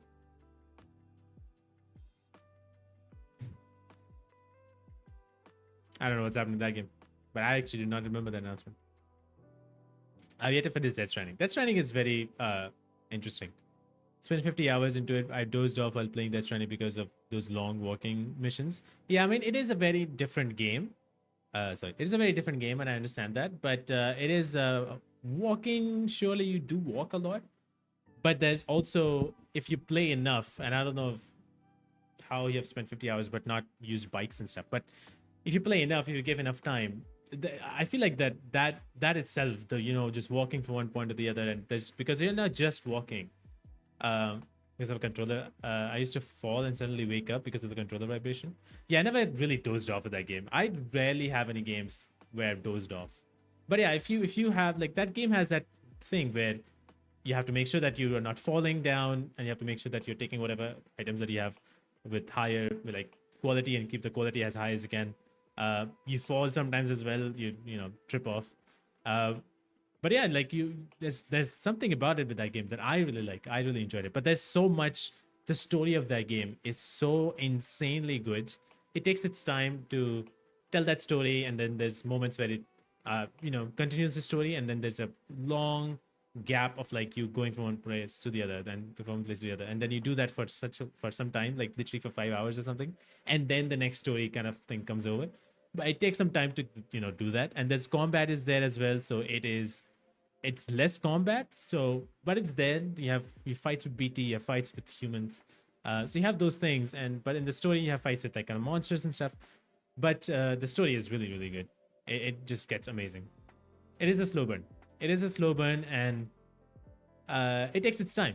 Surely it does, but it's a very good, it's like chill, kind of relaxing, kind of settle, like, kind of game in that. I feel like if anybody can play Sims, then they can play. I don't know, like, I feel like I've seen a lot of people, like, talk about how it's a boring walking simulator, but I'm like, there's so many good walking simulators that doesn't do anything and still are very good. But again, that's just how I've played games. A lot of people don't like those games, just fine. Like, you don't like those games, you don't like those games. You can play something else. But for me, the story of that game was phenomenal. Like, really, really very confusing, but very good. In the sense of, like, I was not able to understand what's going on. It took me some time to realize, oh, that's okay, to connect the dots, and, like, it was a little hard to understand that, but very, very fun. Completely, you can see, like, oh, that's Hideo. Yeah, definitely Hideo Kojima. I started the combat at the basic level.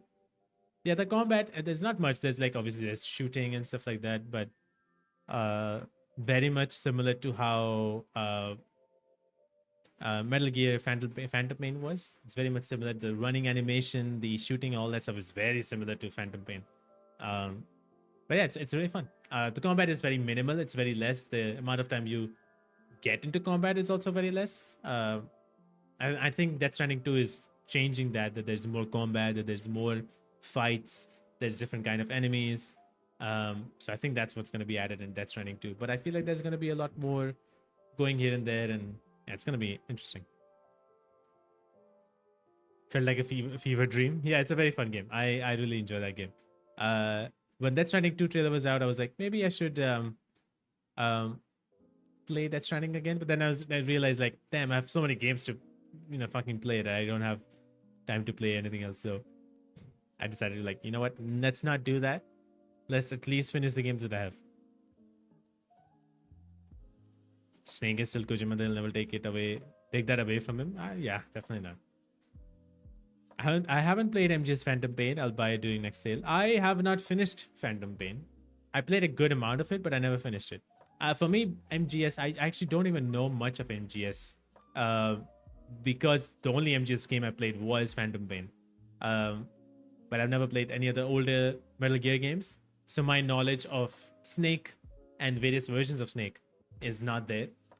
My friend was trying to say like kind of like reveal what is like who is Solid Snake and who is Liquid Snake and all that stuff. Um, but I just forgot like when he was saying something. But I know Metal Gear 3 Snake Eater is getting like a remake, which is coming on August. So I'm excited to play that. I know that game is like a prequel to Metal Gear 1 and 2 as well. So I'm excited to play that. Let's see. Hitman OG trilogy or World of Assassin trilogy? I mean, I'm biased. I played the OG first, so I'll go with OG trilogy. Um, so I don't know. That's just me. I played the World of Assassin or the new ones, but I played like Hitman 1 and Hitman 2 a little bit. Um, but Hitman the OG ones, like I remember the first Hitman game and the second Hitman game, Contracts, Blood Money. So I love those games. Except for Absolution, I actually really enjoyed Absolution. I know a lot of people did not like Absolution. I had a good time with Absolution. I really liked it. Is there a Liquid Snake? Isn't there a Liquid Snake? I thought that was Liquid Snake, wasn't it? Wasn't there? Sorry. Yeah, there is a Liquid Snake. I just don't know where or when that character comes out.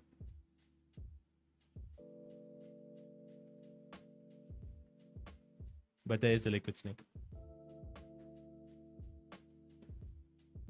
Hitman Contracts and Blood Money is my favorite. That's cool. Yeah, I till this day, for me, Hitman 2 is my favorite. Silent Assassin. That's my favorite Hitman. I actually played Hitman this way. I played Hitman 2 first, then I played Hitman 1, where you fight yourself, kind of like towards the end. And then I played Hitman Contracts, which I really liked, and Blood Money.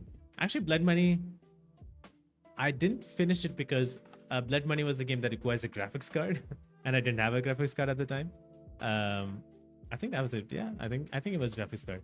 So I didn't have graphics card at the time. I couldn't play it, but I played till Contracts, and I had a good time. But Hitman games, I'm very bad at Hitman games. I'm just horrible at them. But I still finish the games, but I'm just very bad at them. So when I play Hitman 2, the new Hitman 2, I was like, shit, I have no idea what to do. So I was like very bad at the game. But yeah, Hitman 2 and the new Hitman games have done such technologically wise, like it's so much advanced, so many things that you can do in the game, and it's very well done. Like I played Absolution and finished that one because it's more story narrative oriented as compared to the new Hitman games. So I felt that it took the fun element out of Hitman that was having fun with disguises. In Hitman Absolution, I feel like you did do disguises. And I don't remember how much disguises you did. You did do disguises, but probably not that much. But like I I was drawn towards its narrative as compared to how it was before. Again, I didn't play any Hitman games from Contracts, and I just straight up played Absolution. So I didn't even know anything about somewhere in between, like Blood Money, and I know there was another game I think after that. So I found the narrative point to be very strong, so I played that game. I had a good time. Hitman 2 seemed so revolutionary. Yeah, Hitman 2 definitely was something. I remember like that first mansion thing that you do, mission. I just remember that for some reason. I don't remember anything else. I remember you getting out of metro and then doing something as well. So I remember those scenes. Like I remember those moments, and it's a very memorable game. Played Contracts first, then 1, then 2, and last Blood Money. Oh, that's cool. Yeah, at the time, I don't even remember when I played it because I'm pretty sure that at the time, Blood Money must have been out and all that stuff because graphics cards were a thing and I didn't have them. I didn't even know I had a thing about graphics card and what it was. So yeah, I played it that way. Played everything in order. That's awesome. I got to know about like Hitman with my friend. Hitman 2, somebody was distributing it, so I got the game and I played it and I had a good time. Then I got to know about Hitman 1 from someone, like, hey, play this game, and I played that game, and that game was nuts. Very close, like in terms of field of view. Anyway, so that game was nuts, and then I played Contracts, and I got to know about Contracts. But yeah, it was like very differently. I played it very differently. I had the same thing with Prince of Persia, which I played very differently. I played Two Thrones, then Warrior Within, and then Sands of Time. So I've had this thing where I've not played systematically. I think not systematically. Like I think chronologically, the only game that I did play very well was I think that's the only one. Chronological, like older games, is Call of Duty. I think that's the only game that I played. Call of Duty and I think Splinters. No, not Splinter Cell. I think it's just Call of Duty. That's the only game that I remember I played chronologically. From the very first game and second game, I didn't play the third game. Then I played fourth, and then so on and so forth. I had read about Hitman from a magazine called Digit in the year 2000. Damn, that's insane. I never had any magazines and stuff like that, so I played Prince of Persia in the same order too. Okay. I played all the Prince of Persia games. And I didn't finish the only one Prince of Persia I didn't finish, and not all the Prince of Persia games. Like I have lost ground in my PS5 and I still haven't finished that game. There's another game that came out, Rogue something. But the third person Prince of Persia games, except the Prince of Persia reboot that happened, I didn't finish that game.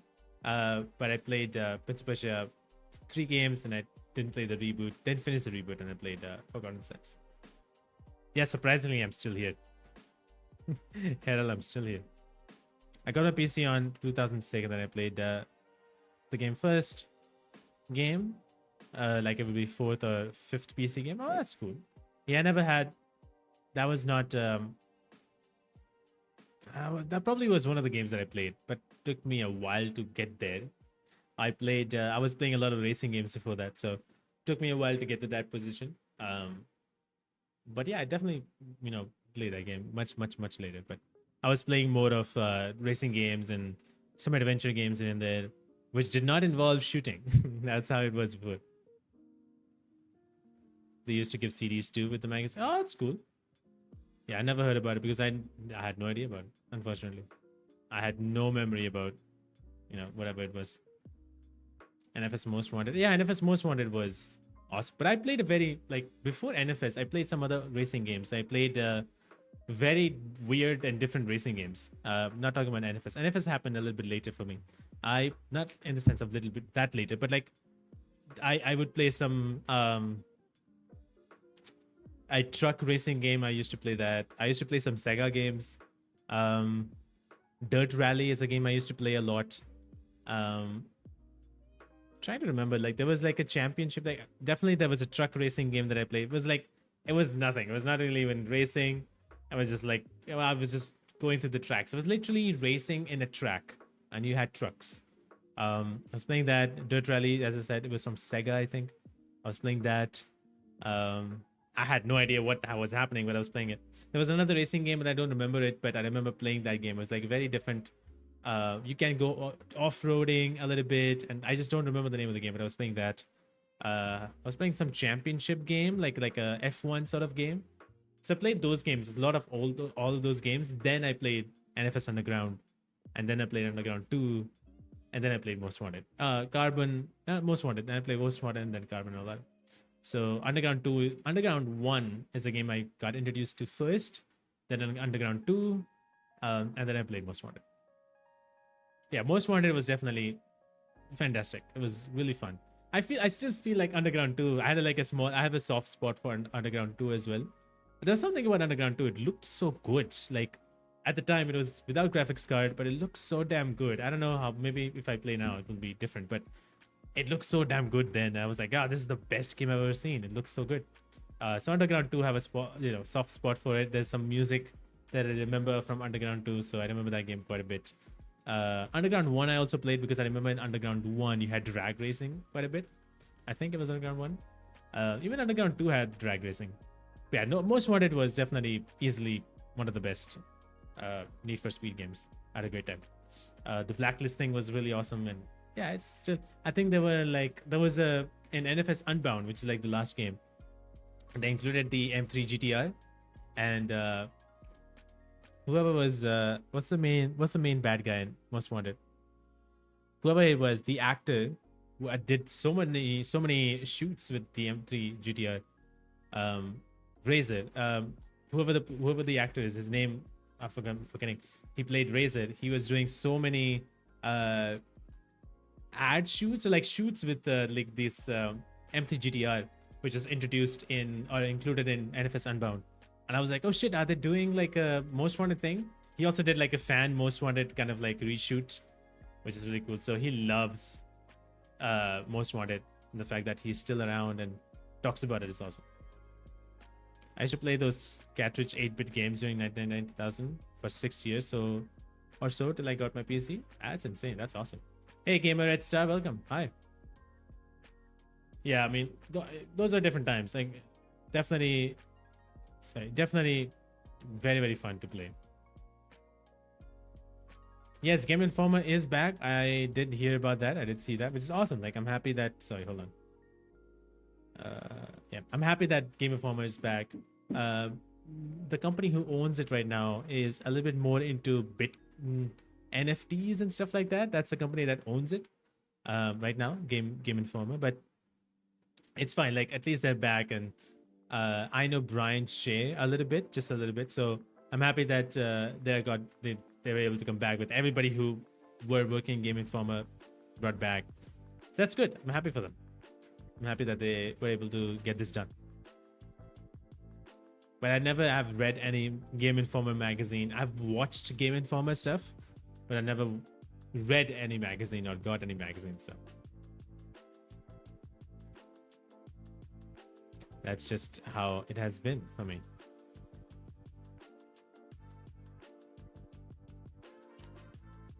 No, not do that. Don't do that. Sorry. Have you played with the gun? They used be shooting games with the gun, like Duck Hunt or clay shooting. With the gun, like, are you talking about the Nintendo gun game, like Duck Hunt kind of thing? I mean, yeah, I played that, but like, I don't remember clay. I played Duck Hunt, but like, not a whole lot of with guns, physical guns. I don't remember much of that. I remember I played like oh my god, what is it called? I played in some other places with guns, but like not in that same way. I played arcade games with like guns and stuff, but like not with Duck Hunt is the only one that I played with the Nintendo gun thing. But in terms of gun, I played arcade games. I played that a lot of. I don't remember any of the names, but it was something. Speaking of gun, I like the old games. Speaking of guns, I remember Witcher Co-op, was it? I had a demo on PC. I just kept on playing that demo over and over again. But that was very fun. I remember playing that. I don't know if I thought like that could be a very arcade game. Like if you could go to an arcade machine, you can play that game. But that's what I felt like. But anyway. There used to be a gun that you need to point on TV. Yeah. Duck Hunt is the one I remember. Clay shooting, I don't know if that was the thing, but I remember Duck Hunt. But I didn't have any other games that required that gun. And my gun stopped working, so I collected the magazine. That's awesome. Then now you can start to collect again once they reopen it. They have not reopened yet. Assassin's Creed Rogue. I have never played Assassin's Creed Rogue. I actually did not even know about Rogue for a long time. So I have no idea what Rogue is. I have no clue about Rogue. So I've never played Assassin's Creed Rogue. I would say like the last Assassin's Creed game that I fully finished was Black Flag. After that, I didn't finish any other game. Like I didn't even start Unity or Syndicate. I started Unity much later when I got it for free. But I didn't play Syndicate, Unity, Odyssey, Origins, Valhalla, even Mirage. I have Mirage. I have the game, but I have not finished it. Because I just could not connect with Mirage at all. Like the story, I just flew over me, so I just could not connect. With Shadows, I was able to connect a lot more. With Mirage, nothing connected. So it looked very nice. I liked the look of it, and it gave me the Assassin's Creed 2 vibe a little bit. But like, I just could not connect with the character. The setting of the game really. I was riding a camel, which is running so fast. It was hilarious. So yeah, but yeah, I have no idea, unfortunately, about Rogue. So I don't know. Cannot tell anything about it. Actually, with the gun, there's a game called The Gun. Is that the game? Or is it just Gun? There's a game called Gun, I think. No, it's not giving me a gun game. There's a game, I think it was just called Gun or The Gun. Not finding it. I think it was called The Gun. Oh, Gun. Is that the one? Yeah, there's a game called Gun. Literally, that's it. That's the name of the game that I played. It's a very old game, like 2005. It's a 2005 game. It's this open world-ish, not open world really, but it's a fun. It's very good. It's like a Wild West sort of open world, very old game. It's literally called Gun, and I had a great time playing that game. That's a game. I just remembering like, oh, Gun, like, oh yeah, that's a game. Rogue had some best costumes in my opinion. That's all. That's all I guess. Yeah, I've never played Rogue. I had no idea about Rogue. I know how it, like the poster of it, but I never played it. Do you like stealth games? I'm playing Metal Gear Solid 5 Ground Zero. It's a prologue of Phantom Pain, but it's so good I can't stop playing it again and again. I like stealth games. I have not played a lot of stealth games. I mean, the stealth games that I remember playing a little bit was Splinter Cell a little bit. I don't remember. Trying to remember what are the stealth games I played. I mean, Assassin's Creed had a little bit of stealth, but I don't really remember. Splinter Cell is the one I'm remembering. Maybe not, like not enough, probably not enough. Hitman, maybe, yeah, Hitman is a stealth game, yeah, sure. But yeah, not much. In terms of stealth, not much. But I don't dislike them. I like them, definitely. I've not played any of the Metal Gear games, unfortunately. So I played Phantom Pain, but only a little bit. Even Phantom Pain has like some stealth to it. So I played that, but I'm not so good at stealth. But I don't mind stealth. But I have not played any of those. But oh, Dishonored, yes, Dishonored. I mean, yeah, Dishonored also has some stealth. Yeah, yeah, true, true. Trying to remember like stealth games. So thanks for reminding me. Dishonored is a very fun game. So I like Dishonored is definitely stealth. 1 and 2 were fantastic. My god, that game's so good. So yeah, that stealth was very fun. I played Dishonored. Yeah. Dishonored is amazing. I've not played the Young Blood. What? Not Young. That's a different game. Never mind. I've not played the other game that came out. Whatever. I never played the last Dishonored game that came out. Whatever it's called. And so I never played that. Yeah. If you choose to play that way, but I chose to play stealth, so it was really fun to play as stealth. I was so good. Like I just so amazing. I loved everything about that Dishonored.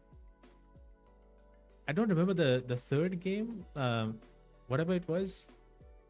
So I didn't play that one. Apparently, I heard like some people told me like they were not so good and something. I don't know. Whatever the game was. Hey Tron, welcome. Splinter Cell is definitely stealth. I played only 2 Splinter Cell games, unfortunately. I didn't actually play the Chaos Theory and all that. I played Conviction and Blacklist. These are the 2 games I played, and they were like a little less stealthy. Death of the Outsider is the 3rd game. Okay, so I didn't play that one. So I only played Conviction and Blacksmith. I forgot the name of that game. I played only those 2 games, so the stealth of those 2 games are a little lower. I didn't play Pandora and Chaos Theory. I actually did play Chaos Theory a little bit. But yeah, didn't play. Did finish it. What about From Software games? From Software games. Oh, I never played any of From Software games. I'm just not good at those games. I will not play the game. At this, I'm not good at those games, and I will not play those games because I know I'll get frustrated with those games. I get frustrated quite easily when I'm not able to do things over and over and over and over again. So I get frustrated. And I remember playing Dark Souls 2. I think it was Dark Souls 2. I remember playing Dark Souls 2 and I just got frustrated with that. I remember playing a game called, literally, that came out last year, Stellar Blade. Stellar Blade is not even Souls-like. Has elements of it, very small elements. It's an action game. Has some Souls-like kind of thing. And I got frustrated with that. So I cannot play any of the Souls-like games at all. I really enjoyed Assassin's Creed Shadows so far. I played it for about 50 hours, and well, that's awesome. I'm happy that you're enjoying it. I'm enjoying it too, but I've played very less of it. I'm enjoying it as well. I'm having a great time with Shadows. A lot of people are complaining for whatever, but I'm having a good time. I'm having really a good time, and I played very less, so I need to play a little bit more. There's some repetitiveness which I don't like, but otherwise it's fine. I played Pandora and Chaos Theory, but I'm a fan of Hitman. I love Hitman too. I love Splinter Cell more than Hitman, unfortunately. Just there's something about Splinter Cell that I like a little bit more. Just a little bit more. I didn't play the new Hitman games, so I only played Splinter Cell Pandora. Oh, only Pandora Tomorrow. Okay. I didn't play that. I played Chaos Theory a little bit, and I played Conviction and whatever black thing it was. Black Smith or be wrong.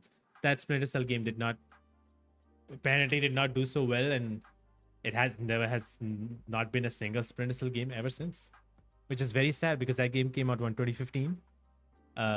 It's been like 10 years now. It's crazy. The Other Outsider is like an expansion, not really a third game. It's like Uncharted Lost Legacy, bigger than expansion, shorter than a sequel. I mean, I feel like in terms of Uncharted Lost Legacy, I think it's definitely a very good game. Like in terms of like, I feel like it's a spin-off. So in terms of spin-off, it's very well done. But I don't think so. It's like kind of like that. But I've heard like from other people who I know who have said like, don't play the third Dishonored game. And I was like, okay, because they are big fans of Dishonored games, and just whatever the studio is called, I'm forgetting. The big fan is the studio, and they're like, you don't play Dishonored thing. And I was like, okay. So I didn't even try it. I'm playing Ghost of Tsushima. Love the scenery. You should try Ultra Kill. Ultra Kill, what is that? I have heard about it, but never played the game. You're saying playing Ghost of Tsushima. Ghost of Tsushima is so damn fun.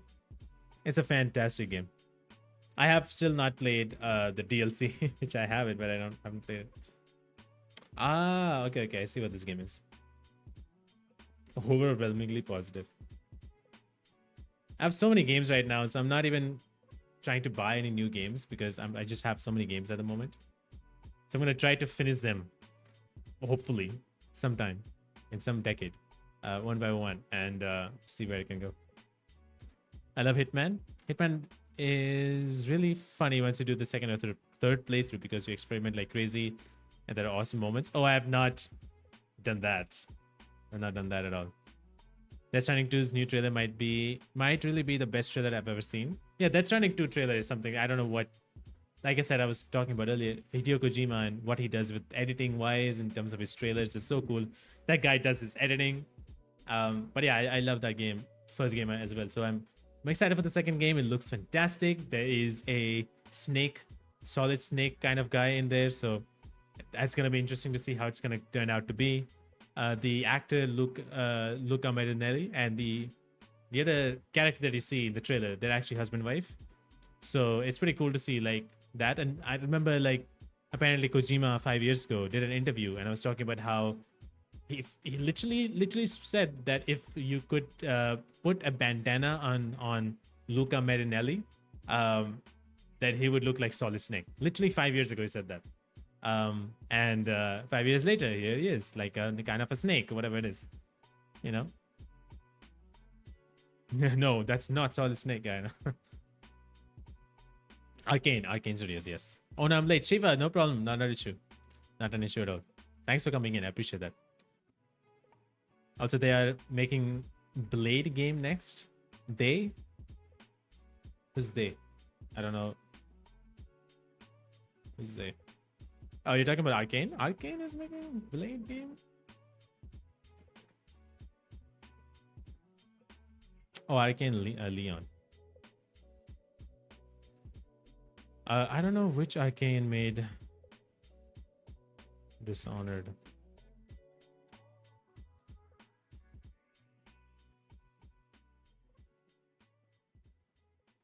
No.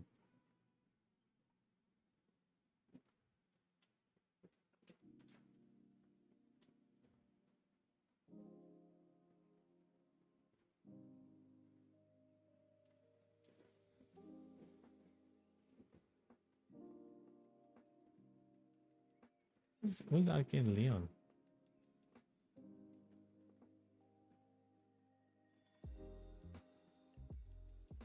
Okay.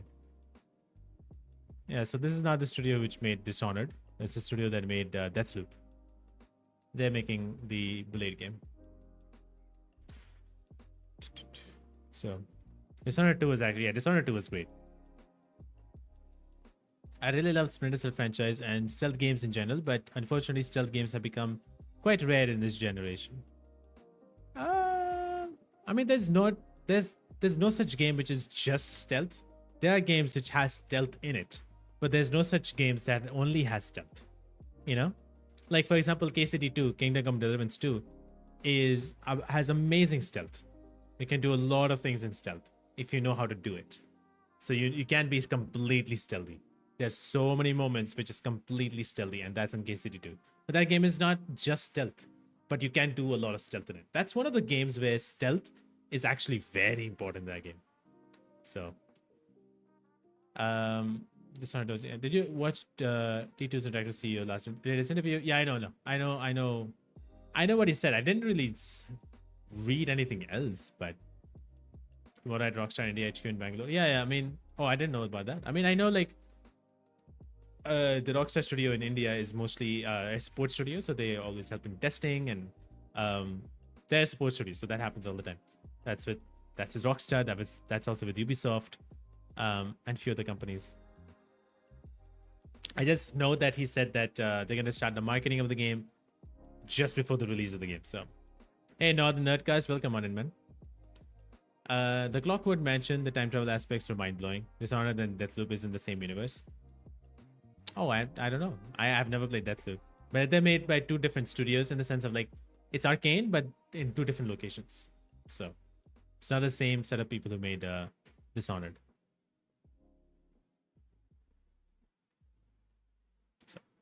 Last good Assassin's Creed game I played was Unity. Everything afterwards felt like repetitive and boring. Haven't played Syndicate, but I think it will be good too since it's based off on earlier Assassin's Creed. I mean, Syndicate is the one which is more modern in terms of because it's like what 90s or 80s London or something. Syndicate is the one which is based on a much more like in terms of timeline, it's like much latest kind of like closer to the 2000s, whereas Origins is like obviously where it kind of started, and Odyssey is also Origins, Odyssey, and Valhalla are very different Assassin's Creed games, but Origins is actually like literally the birthplace of Assassin's Creed in terms of storytelling, and they've done a good job, but also kind of like a bad job because of one of the characters. But it's pretty different, but it's pretty good so far. This feels like Ghost more than an Assassin's game. I mean, there's definitely I feel like it's not really a Ghost of Tsushima game. I feel like it's definitely more of an Assassin's Creed because there's so much of Assassin's Creed in it. The Ghost of Tsushima and Assassin's Creed feels like two different games at the same time, because in Ghost of Tsushima you are a samurai, whereas in Assassin's Creed you're not always playing as a samurai, and it's very different in terms of Ghost of Tsushima. I feel like Ghost of Tsushima and Assassin's Creed game is very different, and Assassin's Creed Shadows looks and feels more like Assassin's Creed Shadows, or like an Assassin's Creed game, because there's so many Assassin's Creed stuff in it, but it's based on Japan, so obviously it's gonna be comparison with Ghost of Tsushima. Hitman devs are making a 007 game, so yeah, I know that I have no idea where they are with that game, but hopefully they are somewhere. I don't know. We have not heard anything about it, so we'll see. Syndicate is late 1800s. Okay, yeah, so it's closer to kind of 2000, so it's like more in the recent times. What is your most anticipated game in 2025? Most anticipated? I don't know, man. Like I have to take a look at the list of the games coming out. I mean, Death Stranding is coming at the top of my head, but I don't know. All games releasing. I think Death Stranding would be in the top of my head. I have to see what other games are coming out. I know Doom is coming out, which I'm obviously interested in, but it's not my anticipated game. Death Stranding 2 is definitely there. Let me see. I think I'll probably say Death Stranding 2. If there's any other game that's coming, no, yeah, I'll probably say Death Stranding 2. I don't know what else game is coming up, but there's other games that I'm interested in, like Chronos, whatever the rest of the name is, like this new horror game from Bloober.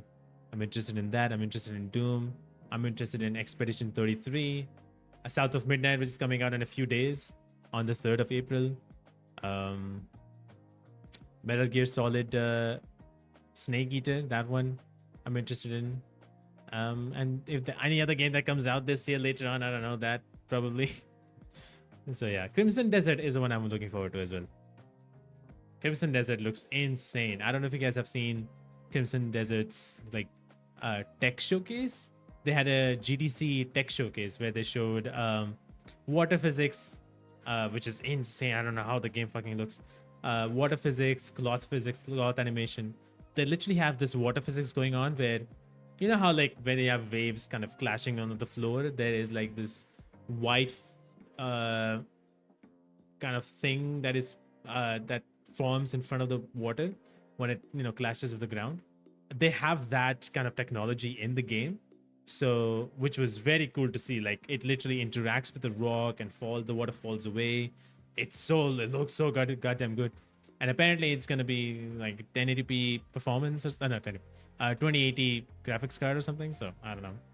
It looks insanely good. Hey Mayuk, what's up, man? How's it going? Right now, my most anticipated game in 2025 definitely is Death Stranding 2. Yeah, Death Stranding 2 is looking very nice. For me, I think it's that. It's definitely Death Stranding 2. I don't really have much of any other game that is really anticipated. So Death Stranding 2 is definitely that. I'm excited for that game. I'm looking forward to see what happens, and see how that game is. I'm really looking forward to it. It's coming out in next April, May, in like 2 months, after 2 months. So it's gonna be exciting. The trailer has already gotten me hooked up, and I think Death Stranding didn't have a DLC, or I don't remember. But like, I might even go back and restart that game. Let's see. Today I got around 300 plus hours in Death Stranding. Damn, I've never gone that far. I don't know how far I've gone in Death Stranding. I have to see. Judas from Baish. Oh, Judas, yes. Out this month. Is it? I don't remember Judas game. Hold on. Game release. Excuse me. Google, March is gone. Do they have a release date?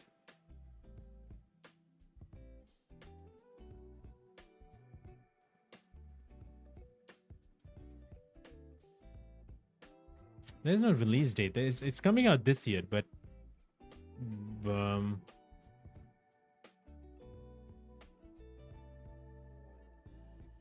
hold on. I don't even know what happened to this game. Like it's coming somewhere. It's happening. It's releasing. One day it will release. I don't know what's happening with that game. My favorite to say anyone is keep on keeping on. Yeah, I know. I love that line. Keep on keeping on. I love that line. I saw a game Reanimal that is made. Oh yeah, Reanimal. That's a very fucking amazing game. I would love to see Reanimal. That's a game made by Little Nightmares people who made Little Nightmares. Sorry, it's made by the team who made Little Nightmares 1 and 2. Yeah, Reanimal is very much similar to Little Nightmares 1 and 2. So I'm very, very excited for that. I'm also excited for Little Nightmares 3. Not so much at the same time because the original studio is not working on it. But I know Supermassive Games are working on it. So I'm looking forward to it. But I'm also looking forward to Reanimal whenever that comes out. Firebreak. That's a game that I'm looking forward to. I don't know. That's coming out this year. I think it's coming out this year, Firebreak. That'd be nice to play. It's a Remedy's first multiplayer sort of game. Very different. It's going to be very different. I'm excited for that. I don't know if it's multiplayer or just co-op, but What about Yote? Oh yeah, Yote I'm looking forward to. If it releases this year. I don't know if it's coming out this year, but I hope it comes out this year. Ghost of Tsushima. No, Ghost of Yote, my bad. Ghost of Yote. I'm looking forward to that. The actress is in Erica is her name? Forgetting.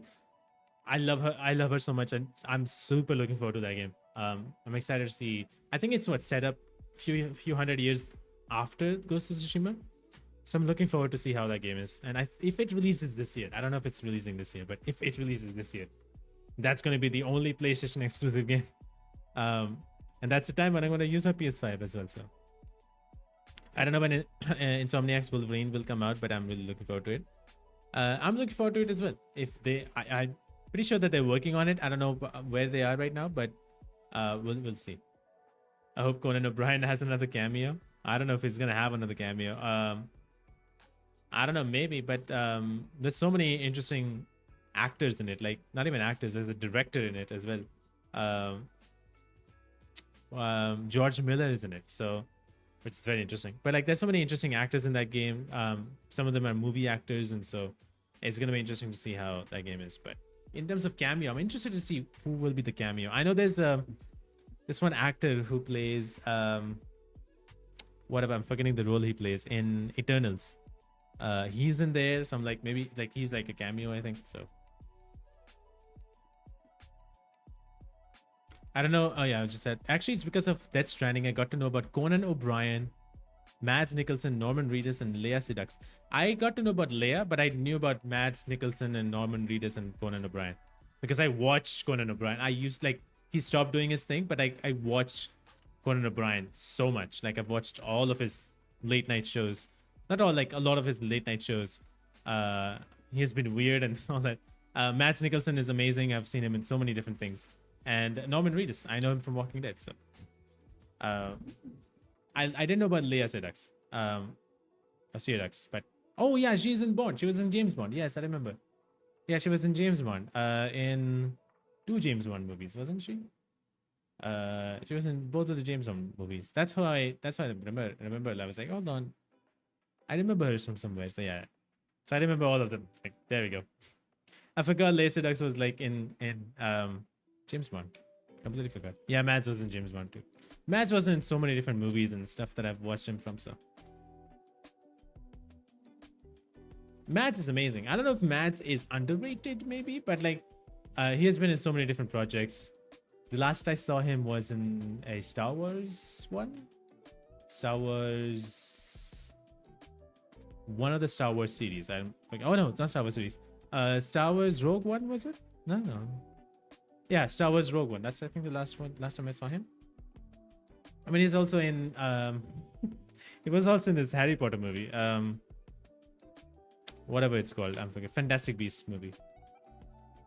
Sato. Yeah, I don't remember. I actually don't know how to pronounce her name. Sato. Okay. Yeah, I don't know. Like, I think the last I saw him was in Rogue One, but I know he was in Fantastic Beasts movie where Johnny Depp was not there, and he was there, playing Johnny Depp's character. But he has been in some other ones, like whatever. Oh, he's in like in Lion King as well. Apparently, you didn't know about that. Did he play? Yeah, he was in the new Lion King animated, not live action movie as well. But I don't know what else he was in, kind of like recently. Oh, Mufasa. He's in Mufasa. I remember Fantastic Beasts. I didn't watch it, but I remember.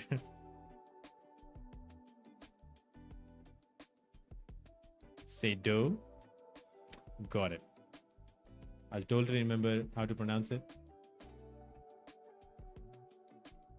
Hold on.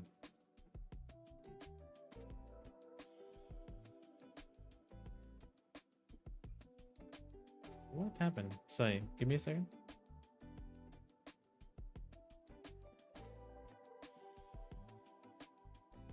What? I had to watch her films when I was learning French. Oh, that's good. Okay. Now that I have GTA 6, all I need is Half-Life 3 and Devil May Cry 6 and I'll die happy, man. I don't know if Half-Life 3 is going to happen, but I feel like there might be something with Half-Life. I don't know, but I don't think so. The Half-Life 3 might happen, but Devil May Cry 6 would be nice. It's been a while, but I don't know. I don't know if Dante and anybody, Lady, and all these guys will be coming back or not. Virgil. I don't know. It'd be cool to have them back, definitely. But GTA 6, man, I don't know. We'll see. I'm interested. What I'm also in a couple weeks, maybe. In a couple weeks, The Last of Us Season 2 is coming out, which I'm very, very much looking forward to it. Last of Us Season 2 would be... I'm excited for that show. Very much excited for that show. There's a big mushroom grown up around Conan's home in Death Stranding because players piss at his gate. Why? I've seen him once in the game, but then return. Definitely. The biggest challenge is pronouncing Saoirse Ronan. I don't know how to pronounce. She's Irish, hence pronouncing is damn difficult. I don't know how to pronounce it. Just gonna say Ronan. I don't know who she. Who is this person? I just had that. Ah, okay, her. Okay. I've not seen her. Like, I've not seen her movies. So I just know that she was in what, The Outrun? But I have not seen anything of hers. But I've seen her face. Capcom makes 10 Resident Evil games and then maybe one DMC game. Capcom has made, Capcom made different kind of games as well. Like they have Monster Hunter. They made Resident Evil, obviously. But I don't know. Depends upon like what DMC has. We'll see. I know there's obviously a new Resident Evil in the works, so I'm looking forward to that. On what happens, because I'm a more bigger Resident Evil fan. I actually don't know much about DMC.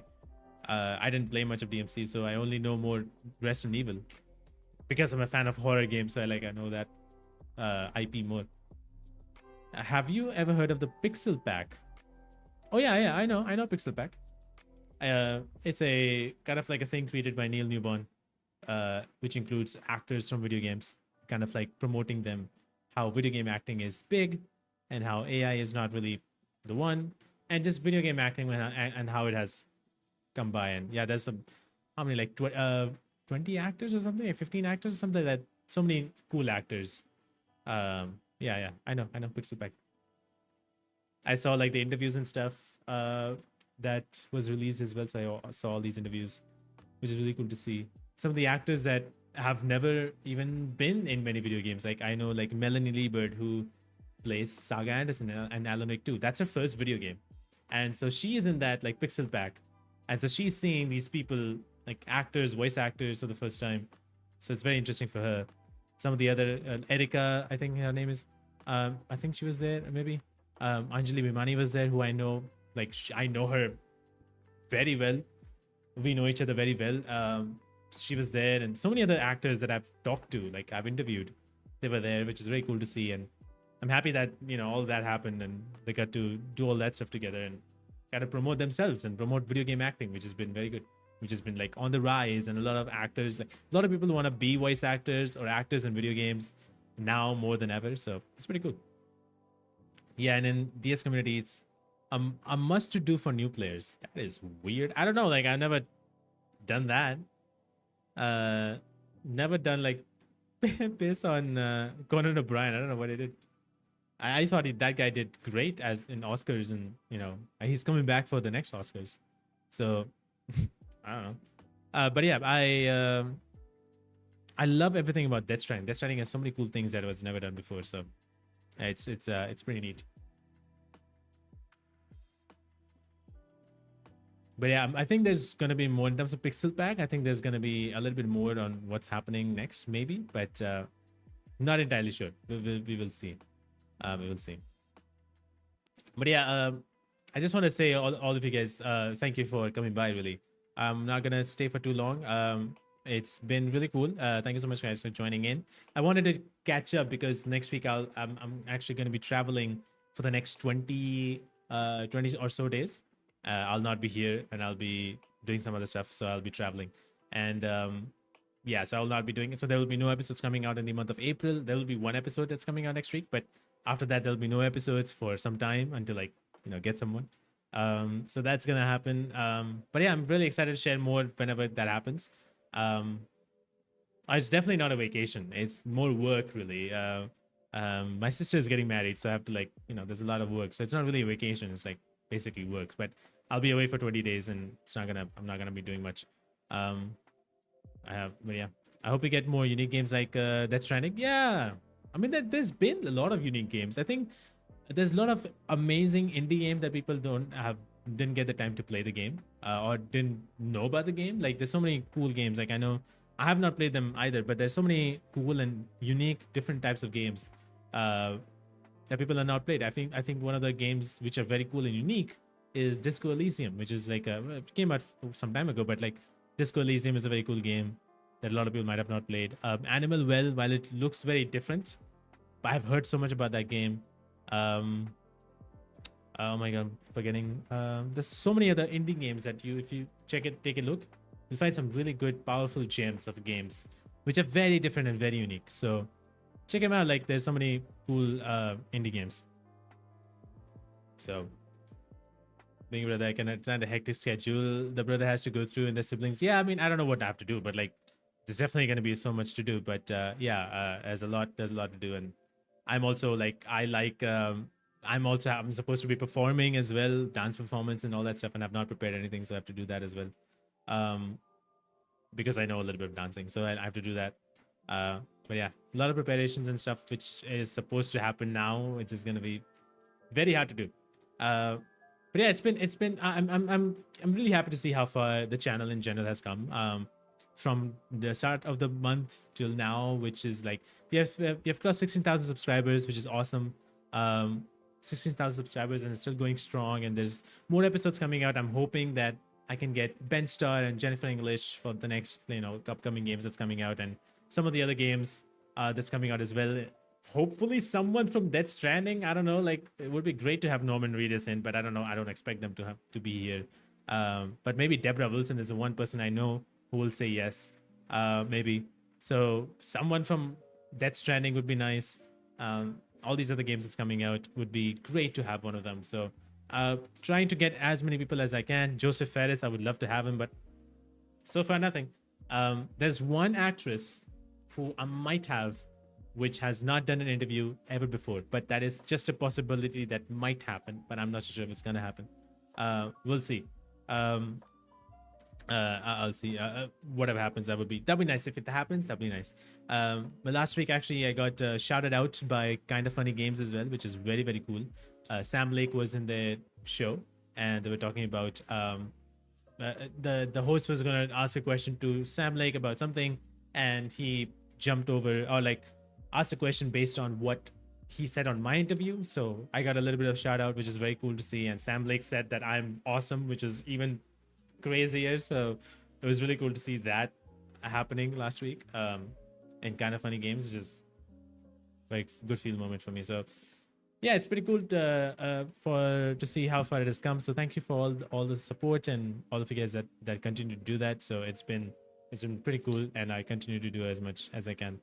Die Hardman's actor have one interview on YouTube, but it's very short. I think Die Hardman's like Tommy Earl Jenkins. I think he has a few more interviews that I've seen before. So I think they are there out there on YouTube. I think I've seen more, but I know, like, obviously I've known him from Death Stranding. Has done such a phenomenal job, but I also know him. He's in Wednesday, so when Wednesday season 2 comes out, I think I'll have him then, so that we can talk about Death Stranding as well a little bit, and Wednesday. I think that'd be nice if he wants to. Troy Baker, I've tried Troy Baker, and I think I will say, I'll be very honest here. I don't think so I'll be able to get Troy Baker because according to the agents, Troy Baker will only be doing an interview if it's officially being done. If it's an official interview. If it's not an official interview, he won't do it, at least based on the agent. So that means that pretty much probably not going to happen anytime soon. I don't know if whatever it is. So it could be just the agent saying things and Troy Baker wanting it. I don't know how it all works out, but I can only do so much. I can only request, and they don't want it. They don't want it. So that's just how it is. But I would love to have him. If that happens sometime later this year, next year, sometime, that'd be great. But for now, that's not happening. Similarly with Laura Bailey or Ashley Johnson, I've not gotten any response from them. I think Ashley Johnson, I've mostly gotten no from the agent. So it's just like it's a yes and no kind of game, and sometimes I get a no. So it is what it is, and most of the times I just don't get no response. So it is what it is. So I'm just trying to get as many people as I can, and fingers crossed that I'm just having fingers crossed. Like I said, there's an actress who I'm supposed to might have, and I'm not saying the name of it because I don't know if it's gonna happen, and I don't want to put something out which is not happening. So that fingers crossed that someone from Metal Gear Solid, the remake, comes out. So David Hayter, who has played as Snake for so long, maybe him. Fingers crossed. Someone from Death Stranding would be nice. So yeah, I have these games, and I want to bring in some directors if it's possible, just to talk about storytelling and the process of how they came to that idea. So I don't know. It'll be gonna be very, very nice. Abu Bakar Salim from Assassin's Origins. I've been waiting for one day to have. Yeah, I would love to. I would love to have Abu Bakar, but unfortunately, I've not been able to reach out to him. I think at least, or have not got any response. I know he's also the CEO of Surgeon Studios, who are making their new game as well. They made Tales of Kanzara Zhao. So I know when his game came out, there was a lot of interviews happening around then. So I don't know if I can have him. I know he's in Origins and he's always constantly blown away by how many people love Origins and still talk about it. So we'll see if it happens. Kojima, of course, it will be a dream come true for sure. If Kojima comes by to my channel, that'd be insane. Are you kidding me? But I don't know if it's gonna be. It's gonna be very hard as well to understand like how will that work out, because Kojima cannot speak English, so there'll be a translator there. So I don't know how that is gonna work out. So, but at the same time, I don't think so that will happen. Although I will still try for sure. But he doesn't really do interviews, so unless it's like probably I don't know, unless it's Jeff Keighley, I don't know. But like, he doesn't really do any interviews. So I'm interested to see if he ever does it. I've not seen him do any other kind of interviews, so I don't know if he will. But it'd be great. His translate is good. I mean, yeah, obviously he is, but like it depends upon him and his interests. I don't know if he sees this as an interesting thing. So I really don't know. And again, like I said, I have no idea how it's all gonna work out in terms of me talking to him and all that stuff. So yeah, I have no idea. So you have to see about I have to see how that happens, if that happens at all. I don't think so it's gonna really happen. So I've read Gabe Newell replies to his emails. He probably won't do any interviews though. I mean, he does, but that happened kind of like some time ago. I feel like he sometimes does nowadays, like because that's out there. He doesn't do it all the time, but yeah, I don't know if I have anything to say and ask Gabe. So it has to be something that I'm interested in as well. So I'm not sure if I'll be the right person to do an interview with Gabe, because I don't think so. I'm really the right person for it. If I'm not the right person for it, I won't do it. Like I know a lot of people told me to have Poets of the Fallen, and I'm like, I'm not the right person to talk about music. I feel like if somebody is there who loves music and knows music and also knows video games, I think they're the right person. I don't think so. I'm that right person to really talk about Poets of the Fall and music and all that stuff. So that's something that I at least don't feel like I'm the right one. Only official interviews? I mean, it makes sense. I don't know if I've not seen him do interviews. Like even when Death Stranding came out, I don't remember him doing any interviews like even from PlayStation. I just don't remember him doing any kind of interviews. Now, what I mean by official interviews is like, for example, when Indiana Jones came out, the game, there was a set of interviews that were done officially with the help of Xbox or Microsoft, whatever. And that alone is where Troy Baker has done the interviews. So it's those things, like they will bring in creators and kind of like that kind of thing, not creators like media journalists or whatnot, to promote the game. So that is kind of like the official. I'm not talking about like official in terms of Sony or Microsoft, those things. It's like using media to help promote the game. That is where he will be there. Otherwise, it will not be. So we'll see. But yeah, I just want to say thank you, everybody. And I think I'm going to be heading off right now. Thank you all of you guys for coming by and to the stream and for chatting with me and talking with me about games and stuff. It's been really cool. I like I said, I want to do more. I do these streams every end of the month, so maybe next month when I come back, I'll do more of it. Another stream, but like it's at least once a month. I don't want to do like a kind of like a weekly stream. I know, and I don't know. Like I don't think so. Streams on the channel when I'm playing games would be nice. I don't know. I did that some time ago, but I don't think so. That's really gonna be that nice. So I want to do like at least one stream a month to kind of like catch up.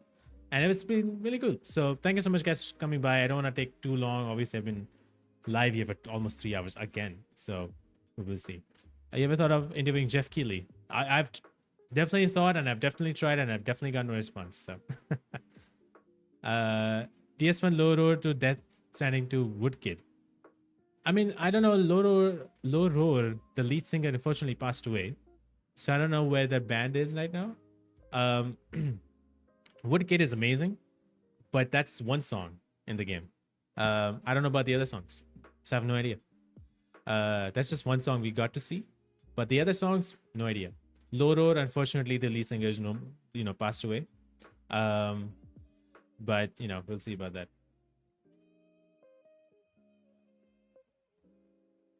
Okay, I think that's my cue from this guy. Uh,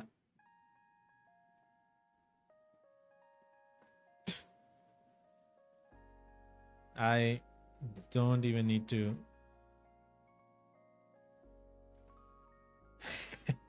I was talking with friend Map Alavik to live musical in the game, and he told me it isn't common for us to see like that in Indian movies.